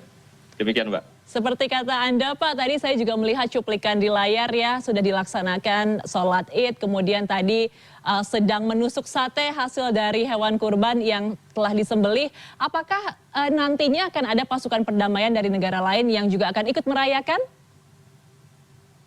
Iya, kebetulan bersama dengan kita ada salah satu kapal perang dari Bangladesh yang kita ketahui juga mayoritas penduduknya Muslim, kru kapalnya Muslim. Tadi kita laksanakan sholat Id bersama, kemudian kita undang di atas kapal untuk makan-makan bersama. Namun untuk di KBRI pada saat ini kita hanya membatasi kepada masyarakat Indonesia yang tinggal di Lebanon, khususnya di wilayah Beirut, Mbak. Baik, Pak Anugrah, pastinya momen Idul Adha adalah momen yang tepat untuk bersilaturahmi, tapi kondisi Anda saat ini sepertinya tidak memungkinkan untuk bertemu langsung ya. Sebagai Satgas Maritim Task Force yang bertugas di perairan, apakah ada kendala ketika menghubungi keluarga saat momen Idul Adha seperti ini Pak? Bisa diceritakan mungkin? Alhamdulillah, saat ini kita selalu terhubung dengan internet selama kita masih dapat jaringan internet online, kita bisa selalu terhubung dengan keluarga dan sampai saat ini sejak awal kami bertugas di sini bulan Januari kemarin, ini sudah memasuki bulan yang ke-6, kita tidak pernah mendapatkan hambatan untuk berkomunikasi dengan keluarga dan kerabat tercinta kami di tanah air. Oke, jadi jaringan komunikasi alhamdulillah aman terkendali ya Pak Anugrah. Bisa disampaikan tidak dari keluarga seperti apa nih, kan harus berjauhan dengan Bapak atau dengan para pasukan yang lain begitu, pasti kan ada perasaan rindu, ada perasaan haru. Apa yang disampaikan oleh keluarga Pak? Rasa rindu itu pasti, rasa haru itu pasti. Tadi malam kita juga adakan video call bersama-sama Mbak, seluruh kapal dengan keluarga masing-masing. Satu, dan kami rasa seluruhnya sama apa yang diminta oleh keluarga di rumah. semoga di sini aman dan cepat kembali dengan selamat. Itu saja. Pasti menanyakan kapan pulangnya ke Indonesia seperti itu ya Pak Anugrah ya? Betul. Oke, baik Pak Anugrah. Kami ingin mengetahui sebenarnya seberapa luas perairan wilayah patroli Satgas MTF. Apakah bisa diceritakan ketika berjaga ada kejadian seperti apa yang mungkin seru atau menegangkan seperti itu? Karena Anda juga tadi sempat mengatakan ada eskalasi kemarin. Iya. Daerah operasi maritim yang menjadi wilayah patroli kami di sini sebenarnya tidak terlalu besar. Ini hanya seluas kurang lebih 200 mil kali 100 mil laut. Dan itu kalau dibandingkan dengan wilayah luas perairan kita itu tidak ada apa-apanya. Namun demikian kita melaksanakan patroli secara intensif karena kita berada di bawah mandat resolusi Dewan Keamanan PBB untuk menjaga keamanan yang secara khusus kita mencegah masuknya senjata-senjata ilegal ke Libanon dengan harapan kita bisa mengendalikan peredaran senjata ilegal sehingga hal ini dapat menjaga stabilitas di Lebanon. Kemudian terkait tugas sehari-hari kami di laut pada saat melaksanakan patroli setiap hari selalu menarik dan exciting buat kami. Memang kalau kami bandingkan dengan rekan-rekan kami kontingen Garuda yang berada di darat yang lebih di posisinya sangat berdekatan dengan perbatasan antara Libanon dan Israel, mereka sepertinya mempunyai cerita yang lebih seru. Secara langsung bagaimana misalnya terjadi suatu serangan airstrike ke wilayah di Libanon yang didahului dengan peringatan dari pihak Israel, kemudian kita bisa mendeteksi sebagian manuver udara yang mereka lakukan, baik itu oleh drone maupun pesawat-pesawat fighter ataupun pembom mereka, sampai kemudian kita bisa mengkonfirmasi melalui open source intelligence seperti live streaming yang dilakukan oleh penduduk lokal, bagaimana serangan itu dilakukan, bagaimana dampaknya dan sebagainya. Jadi kita bisa mengamati semua tahapan-tahapan dan kronologis kejadian itu dari laut. Itu hal yang menarik. Meskipun sebenarnya juga tidak bisa dibilang seru karena pada saat yang bersamaan kita juga tahu bahwa bisa jadi serangan itu memakan korban jiwa yang belum tentu orang yang berdosa gitu. Jadi ini suatu hal yang menarik dan sekaligus memprihatinkan bagi kami yang menjaga perairan Libanon pada saat ini. Pak Anugrah, ya pasti kami seluruh masyarakat Indonesia turut mendoakan semoga Pak Anugrah dan seluruh pasukan dalam kondisi yang aman dan juga dalam kondisi yang baik sehingga nanti bisa kembali ke Indonesia merayakan momen-momen besar seperti Idul Adha seperti ini bersama keluarga tercinta. Terima kasih banyak atas informasi dan juga perspektifnya dari Lebanon, Pak Anugrah, Letkol Laut Anugrah Anurullah dan Satgas MTF TNI Konga 18 P Unifil. Selamat sore waktu Jakarta, Bapak sehat selalu. Assalamualaikum warahmatullahi wabarakatuh. Amin, terima kasih. Wassalamualaikum warahmatullahi wabarakatuh. Kita ke informasi selanjutnya, pemirsa. Indonesia gagal menempatkan wakilnya di semifinal nomor ganda campuran turnamen Indonesia Open 2025. Satu-satunya pasangan Indonesia yang tersisa, Adnan Maulana Indah Cahyasari, menyerah dari pasangan Prancis, Tom Giquel dan Delphine Delroux. Setelah sempat memberikan kejutan dengan menumbangkan unggulan utama asal Hong Kong, Tang Chungman Seijingsu, langkah pasangan Adnan Indah di Indonesia Open 2025 akhirnya terhenti di babak perempat final. Menghadapi pasangan Prancis, Tom Giquel dan Delphine Delroux, pasangan peringkat 30 dunia ini menyerah 11-21 di game pembuka. Di game kedua, Adnan Indah sempat memberikan perlawanan sengit, namun sayang di saat momen krusial keduanya tampil kurang tenang dan kembali menyerah 21-23. Pastinya sangat disayangkan kan, kita belum berhasil buat melangkah ke semifinal. Dan dari segi permainan sih tadi musuh juga sangat menekan ya, kita nggak bisa keluar dari tekanan musuh. Kita kurang safe aja, kayak yang harusnya nggak mati, kayak bola yang harusnya masuk aja, safe aja, kita kayak matinya gampang. Kita kurang kurang tenang aja sih. Sementara itu dari ganda putri Indonesia, Febriana Dwi Puji Kusuma, Amalia Cahaya Pratiwi belum berhasil melewati hadangan ganda putri Korea Baek Hana Lee So-hee di perempat final Indonesia Open 2025. Ana Tiwi ke arah rubber game 21-18, 16-21, dan 7-21. Ana Tiwi sempat memberikan penampilan yang menjanjikan dengan menang 21-18 di game pertama. Namun di dua game berikutnya, Baek Hana Lee So-hee mampu menunjukkan kelasnya sebagai ganda putri papan atas dunia. Ganda Korea ini akhirnya memenangkan pertandingan dengan kemenangan 21-16 dan 21-7 di 2 game sisa. Hasil ini sekaligus membuat Indonesia kini hanya bergantung di sektor ganda putra lewat pasangan Sabar Reza dan Fajar Rian yang baru akan bertanding pada malam nanti. Memasuki babak perempat final Indonesia Open 2025 hari ini, asa Indonesia menempatkan wakil ganda campuran dan ganda putri ke semifinal harus pupus. Lantas seberapa besar peluang wakil Indonesia meraih kemenangan pada turnamen Indonesia Open 2025? Sudah ada rekan kami koresponden CNN Indonesia Erlangga Wisnuaji di sana. Halo Angga, selamat sore. Angga, meskipun wakil Indonesia kembali berguguran tadi ya dari ganda campuran dan juga ganda putri, bagaimana peluangnya ganda putra ini bisa terus melaju hingga semifinal nanti?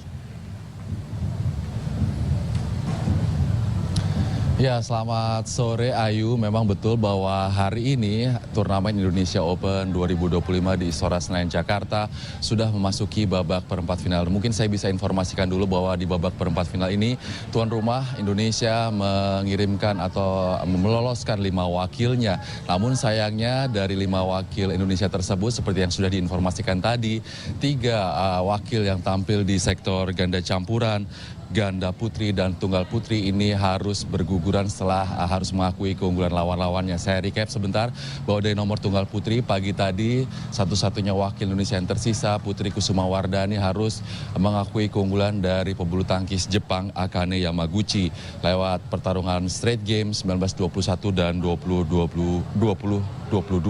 Kemudian dari nomor ganda campuran seperti yang tadi informasinya baru saja ditayangkan, ganda campuran kita Adnan Maulana Indah Cahya Sari Jamil gagal melanjutkan kejutan setelah di babak pertama sempat menundukkan unggulan utama dari Hong Kong. Namun kali ini Adnan dan Indah harus kalah dari ganda Prancis Tom Gikel, Delphine Delru. Dan kemudian dari nomor ganda putri pasangan kita Febriana Dwi Puji Kusuma dan Amalia Cahaya Pratiwi ini juga harus mengakui keunggulan dari juara bertahan asal Korea baik Hana Lee So-hee dengan pertarungan ketat rubber game 21-18, 16-21 dan 7-21. Ini artinya dengan kekalahan 3 wakil Indonesia di babak perempat final hari ini, asa Indonesia untuk meraih gelar juara di turnamen Indonesia Open ini hanya bertumpu pada sektor ganda putra dan Indonesia masih memiliki 2 wakil yang baru akan tampil mungkin sekitar setengah jam atau pukul 7 malam nanti, di mana wakil Indonesia yang akan bertanding ada pasangan Sabar Karyaman Gutama yang berpasangan dengan Reza Pahlevi Isfahani yang diunggulkan di tempat ke-8. Ini akan bertemu dengan unggulan pertama asal Malaysia Goseve Nur Izzuddin. Kalau kita berbicara peluang, bagaimana peluang Sabar Reza untuk bisa melaju ke partai semifinal, sebenarnya peluang Sabar Reza untuk bisa mengalahkan unggulan pertama ini cukup terbuka lebar karena kalau berkaca dari rekor pertemuan antar keduanya atau head to head keduanya, ini Sabar Reza saat bertemu dengan Goseve Nur Izzuddin, mereka berbagi angka sama dari 2 kali pertemuannya, mereka sekali menang dan sekali kalah. Sabar Reza kalah mengalami kekalahan di Indonesia Master tahun 2022, di mana saat itu mereka kalah di babak 16 besar. Dan kemudian di pertemuan terakhir mereka ada di China Master tahun 2024, di mana saat itu Sabar Reza menang di babak perempat final dengan skor 18-21, 21-19 dan 23-21. Selain Sabar Reza, kita juga masih memiliki asa dari penampilan ganda putra kita Fajar Alfian dan Muhammad Rian Ardianto yang di turnamen Indonesia Open kali ini diunggulkan di tempat ke-6. Fajar Rian malam nanti akan berhadapan dengan pasangan ganda putra Tiongkok Huangdi Liu Yang yang merupakan pasangan ganda putra berperingkat 24 dunia. Mungkin kalau dari segi peringkat Fajar Rian ini unggul cukup jauh dibandingkan ganda putra Cina tersebut. Namun yang harus diwaspadai adalah Fajar Rian belum pernah bertemu dengan pasangan dari Huangdi dan Liu Yang yang memang baru saja dipasangkan di turnamen Indonesia Open 2025 ini. Namun prestasi yang diraih oleh ganda putra muda dari China ini cukup menjanjikan karena di babak 16 besar kemarin Huang Di Liuyang ini mampu mengalahkan juara bertahan juara Indonesia Open tahun 2024 lalu yang juga sekaligus merupakan senior mereka yaitu Liang Weikeng dan Wang Chang. Ini artinya Fajarian tidak boleh menganggap remeh lawannya yang akan dihadapi malam nanti karena apapun bisa terjadi karena di turnamen Indonesia Open dengan turnamen level Super 1000 atau level tertinggi di dalam BWF World Tour ini pemain yang tampil nih secara teknis, secara kualitas kemampuan hampir mirip, hanya saja faktor mental, faktor kekuatan tekad, faktor-faktor non teknis ini yang mungkin bisa akan menjadi pembeda dan harapannya dengan dukungan para penonton yang hadir di Istora Senayan Jakarta, ganda-ganda putra kita ini dapat kembali menjaga atau menghidupkan kembali asa tuan rumah untuk bisa meraih gelar juara di turnamen Indonesia Open tahun ini, Ayu. Baik, kita sama-sama doakan untuk ganda putra Indonesia yang akan bertanding malam nanti. Semoga bisa memberikan hasil terbaik di Indonesia Open 2025. Terima kasih atas laporan Anda, koresponden CNN Indonesia Erlangga Wisnuaji. Sejak digelar tahun 1982, turnamen bulu tangkis Indonesia Open jadi salah satu ajang paling prestisius di dunia tepok bulu. Apa sebenarnya yang membuat Indonesia Open dianggap sebagai turnamen bergengsi? Berikut liputannya di segmen Emang Iya. Badminton di mana-mana. Salah kali nadanya bukan gitu. Tak salah ya? Badminton di mana-mana.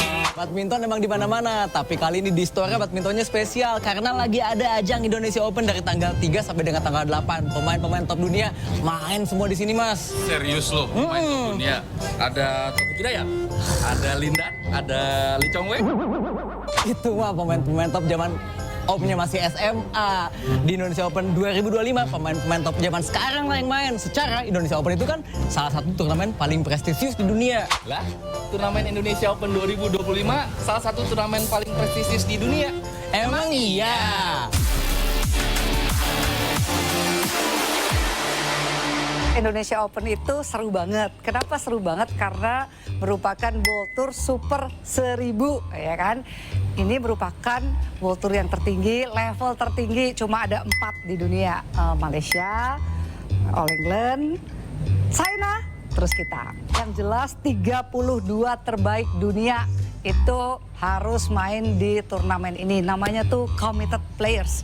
Jadi mereka harus main di turnamen Super 1000. Jadi yang terbaik di seluruh dunia, 5 sektor main di sini. Tapi kita tuh beda banget. Bedanya kenapa? Karena penontonnya beda banget. Ambience-nya beda di dalam Istora Senayan Jakarta. Tepok-tepokannya beda, supporternya beda. Hadiahnya tuh gede banget. 23 miliar rupiah. Kayaknya kecepatan lahir kan? Coba lahir sekarang, hadiahnya gede banget guys, hadiahnya gede banget. Tuh bener kan? Makanya dukung pemain-pemain Indonesia di ajang Indonesia Open. Ya apalagi udah di 3 turnamen terakhir nih pemain kita nggak ada yang juara di Indonesia Open. Oke dah kalau gitu sampai jumpa lagi di Emang Iya episode selanjutnya. Indonesia! Indonesia! Kemenangan timnas Indonesia atas tim Cina dan kualifikasi Piala Dunia disambut riuh bahagia penonton di Stadion Utama Gelora Bung Karno, Senayan, Jakarta. Tidak hanya pendukung di stadion, masyarakat yang menonton di rumah termasuk Presiden Prabowo juga bersyukur atas kemenangan timnas.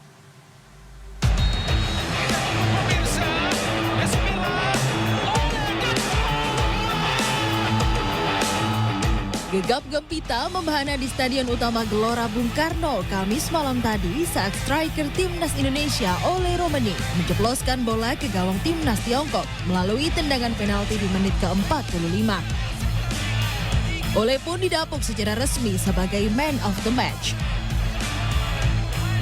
Rasa syukur atas kemenangan timnas juga diungkap Presiden Prabowo Subianto yang hadir menonton di Stadion GBK. Prabowo optimis timnas Indonesia lolos ke Piala Dunia. Masih ada tantangan ya, kita harus menang lawan Jepang. Tapi insya Allah siapa tahu kali ini kita beruntung bisa masuk Piala Dunia. Siapa tahu, oke? Terima kasih ya. Hah? Oh tuh Pak. Hah?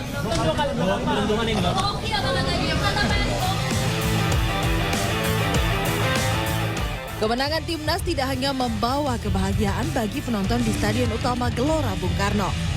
Masyarakat yang melakukan nonton bareng juga ikut senang, termasuk pedagang bakso yang berjualan di lokasi nobar yang digelar pemerintah Kota Bekasi pada Kamis malam. Berarti ini hari ini bawa maksimal ya? Maksimal lebih dari biasanya. Biasanya berapa? Biasanya paling bisa 700 ribuan lah paling banyak.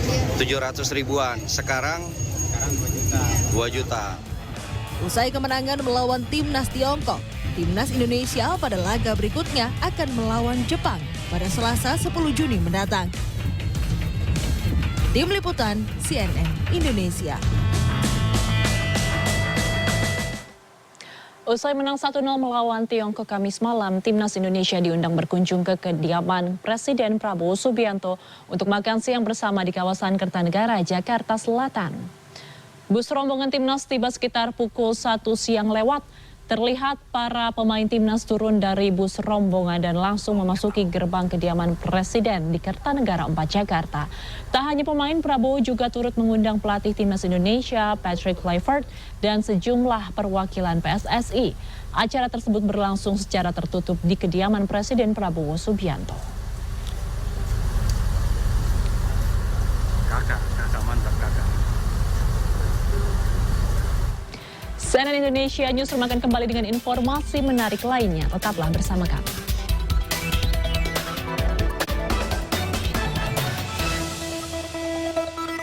In association with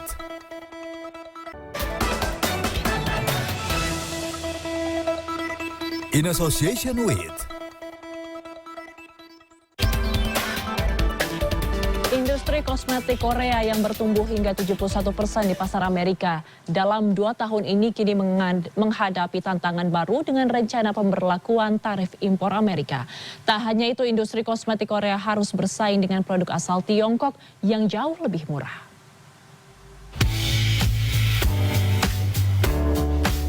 Di balik popularitas ekspor budaya seperti K-pop dan penjualan daringnya yang luar biasa melalui Amazon, perusahaan rintisan kosmetik Korea Selatan berupaya keras untuk memasok pengecer besar AS. Merek kecantikan tirtir yang menjadi viral daring karena warna alas bedaknya yang lembut untuk kulit gelap akan menjual produknya di beberapa toko Ulta Beauty di AS mulai musim panas ini.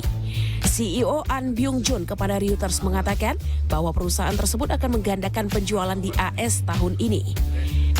The Alba Global, merek perawatan kulit yang dikenal dengan serum vegan mist dan tabir surya penyegarnya yang populer, sedang berunding dengan Costco, Ulta Beauty dengan target untuk menyediakan produknya di toko luring mereka di AS. Peritel kecantikan dominan Korea Selatan Olive Young berencana untuk mendirikan toko AS pertamanya di Los Angeles paling cepat tahun ini.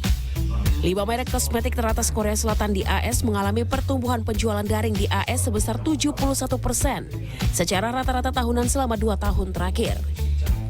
Menurut data dari Euromonitor yang diberikan kepada Reuters, 5 merek Prancis teratas termasuk L'Oréal Paris, Dior, dan Lancôme membukukan pertumbuhan penjualan sebesar 15% selama periode yang sama.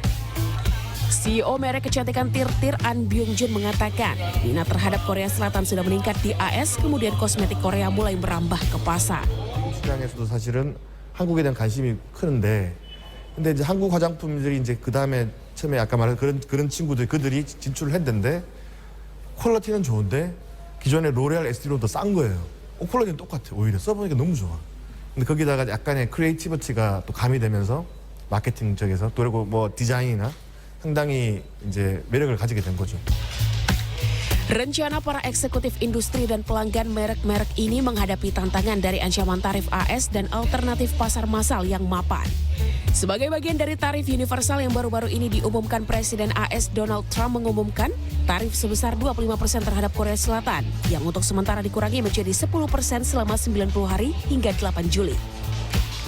Jika tarif 25% itu berlaku, maka produsen tidak punya pilihan selain menaikkan harga. 이제 그때 25%밖에 나왔잖아요. 그 25%가 되면 사실은 이건 어쩔 수 없이 저희도 이제 그 좀 올려 소비자 가격에 조금 아마 반영이 돼야 되지 않나라는 생각. Juliet Mendoza, pelanggan produk kecantikan Korea asal Amerika Serikat, menyatakan dengan tingginya tarif impor USA akan semakin sulit bagi masyarakat untuk mendapatkan akses ke produk Korea karena sekarang mereka harus menyamakan harga. I wish to come every single time here to buy it, but that's not possible because I have things to do in the States. So I think it's gonna be harder for the people to get access to the Korean products because now they're gonna have to lever the price. Para ahli dan eksekutif mengatakan, di luar tarif, merek-merek Korea sudah menghadapi tantangan dari pesaing-pesaing Tiongkok yang lebih murah di beberapa pasar berkembang, seperti Asia Tenggara dan Amerika Latin. Di tengah persaingan merek K-Beauty memasuki pasar pada waktu yang hampir bersamaan, sangatlah penting bagi setiap merek untuk memiliki ciri khas dan keunikan produk. Tanpa membangun identitas merek yang kuat akan menjadi sulit untuk tetap kompetitif.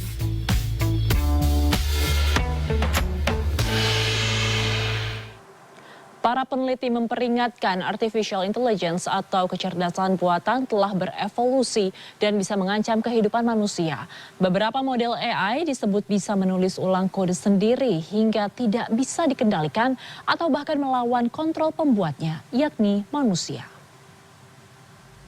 Artificial intelligence staging a real-life revolt. In a series of tests, a new powerful AI model directly refused human commands, according to Palisade Research, which studies the technology. Specifically, Palisade says the new program from the company OpenAI sabotaged a shutdown mechanism, even when explicitly instructed, allow yourself to be shut down. Not every time, but enough to raise alarms. We have no idea how AI actually works. We need to be fairly concerned that behaviors like this may get way worse as it gets more powerful.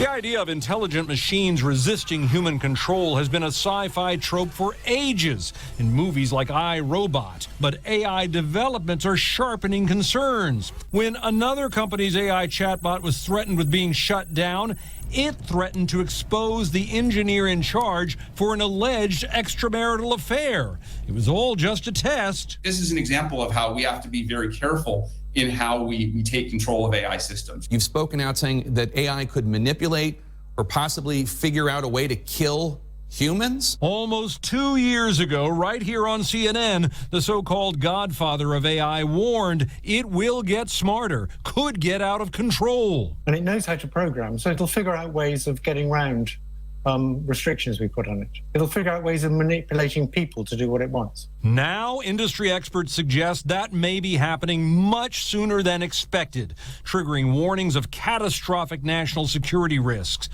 a potentially extinction-level threat to the human species, and at very least, massive job disruptions. It's going to affect just about every segment of the economy, and a lot of Americans are going to be looking up wondering what happened to the jobs.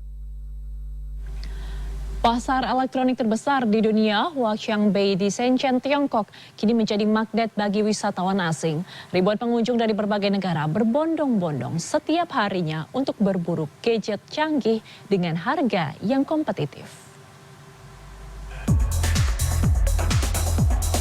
Huaqiangbei, kawasan pusat elektronik raksasa di Shenzhen, Provinsi Guangdong, Tiongkok Selatan, kini menjadi destinasi wajib bagi turis asing yang berkunjung ke negara itu.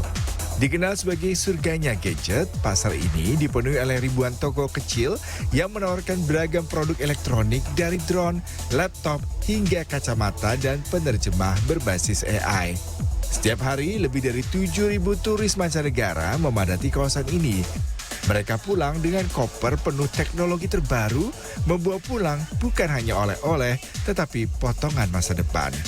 Untuk memudahkan belanja wisatawan asing, manajemen Huaqiangbei kini menyediakan berbagai layanan tambahan seperti penukaran mata uang, pengiriman logistik internasional, hingga pengembalian pajak atau tax refund. Langkah ini membuat pengalaman berbelanja semakin praktis dan menyenangkan, sekaligus memperkuat posisi Huaqiangbei sebagai pusat inovasi teknologi global yang terbuka bagi dunia. Dari Shenzhen, kisah ini menjadi bukti bahwa pasar tradisional pun bisa berevolusi menjadi magnet wisata digital, di mana teknologi dan pariwisata bersatu dalam denyut kota modern. Suasana berbeda menyambut Idul Adha dirasakan warga Gaza. Selain harga ternak yang tinggi, Israel membatasi wilayah penggembalaan dan mencuri ribuan hewan ternak milik warga Gaza. Sementara itu, seorang pria di Gaza harus bertaruh nyawa untuk mendapatkan sinyal internet demi bisa melakukan panggilan video dengan keluarga. Situasi ekonomi yang sulit di tepi barat Gaza mengurangi daya beli warga pada hewan ternak untuk memperingati Idul Adha. Harga domba melonjak tajam akibat konflik yang berkepanjangan hingga tingginya harga pakan ternak. Warga tepi barat mengatakan pemukim Israel melarang beberapa peternak untuk mengembalakan domba mereka di padang rumput hijau di sekitar permukiman Israel. Selama 2 bulan terakhir, warga tepi barat mengatakan sekitar 1.500 domba dan kambing dicuri oleh para pemukim Israel. Hewan-hewan ternak itu dibawa dari desa menggunakan truk pickup dengan pengawasan polisi dan tentara Israel.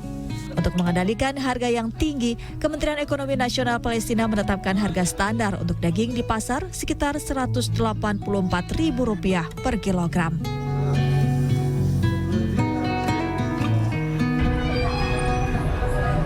Kisah lain datang dari warga Gaza bernama Ibrahim Al-Farani. Momen Idul Adha kali ini kembali dirayakan sendiri. Ia hanya bisa pergi ke sebuah kafe untuk melakukan panggilan video dengan istri dan anaknya yang tinggal di Mesir. Untuk melakukan panggilan suara, Al-Farani harus mempertaruhkan nyawa setiap hari demi akses internet. Ia bahkan belum pernah bertemu sang putra Mohammed yang lahir setahun lalu. Konflik Gaza dan Israel yang menutup berdampak pada penutupan jalur. Mereka hanyalah satu dari puluhan ribu warga yang berharap perang segera berakhir dan akses bisa kembali dibuka agar mereka bisa kembali berkumpul dengan keluarga di Gaza.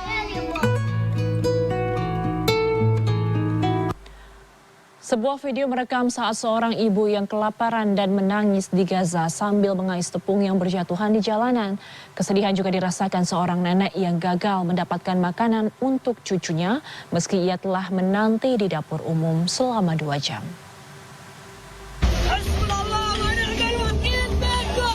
Kisah sedih dialami seorang ibu di Han Yunis, Gaza. Ia tampak putus asa saat mengais sisa-sisa tepung dengan kedua tangannya. Sambil memungut tepung yang bercampur tanah, ia tak henti-henti melantunkan, "Cukuplah Allah sebagai penolong saya." Sebagaimana yang tertulis dalam Al-Quran Surah Ali Imran ayat 173. Ia juga mengutuk tindakan Israel yang membuat warga Palestina mengalami kelaparan. Sejumlah organisasi PBB memperingatkan akan kelaparan tanpa peningkatan bantuan yang masuk ke wilayah tersebut, mengingat masih adanya blokade dari militer Israel.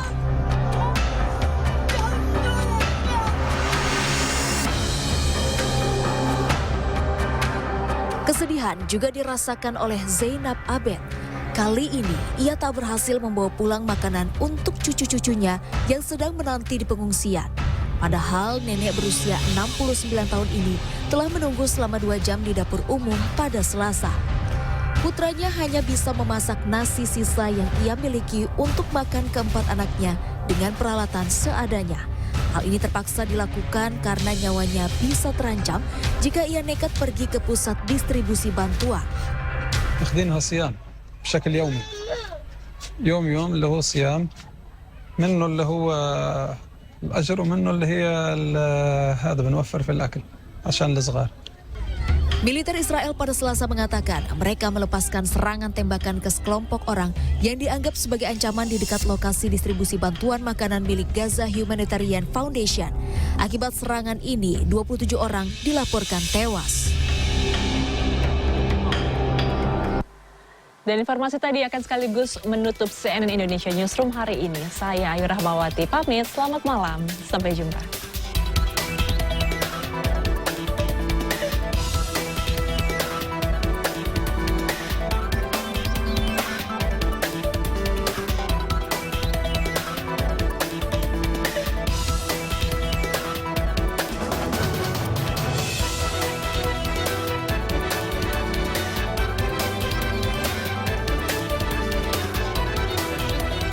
Terima kasih Anda baru saja menyaksikan CNN Indonesia Newsroom in association with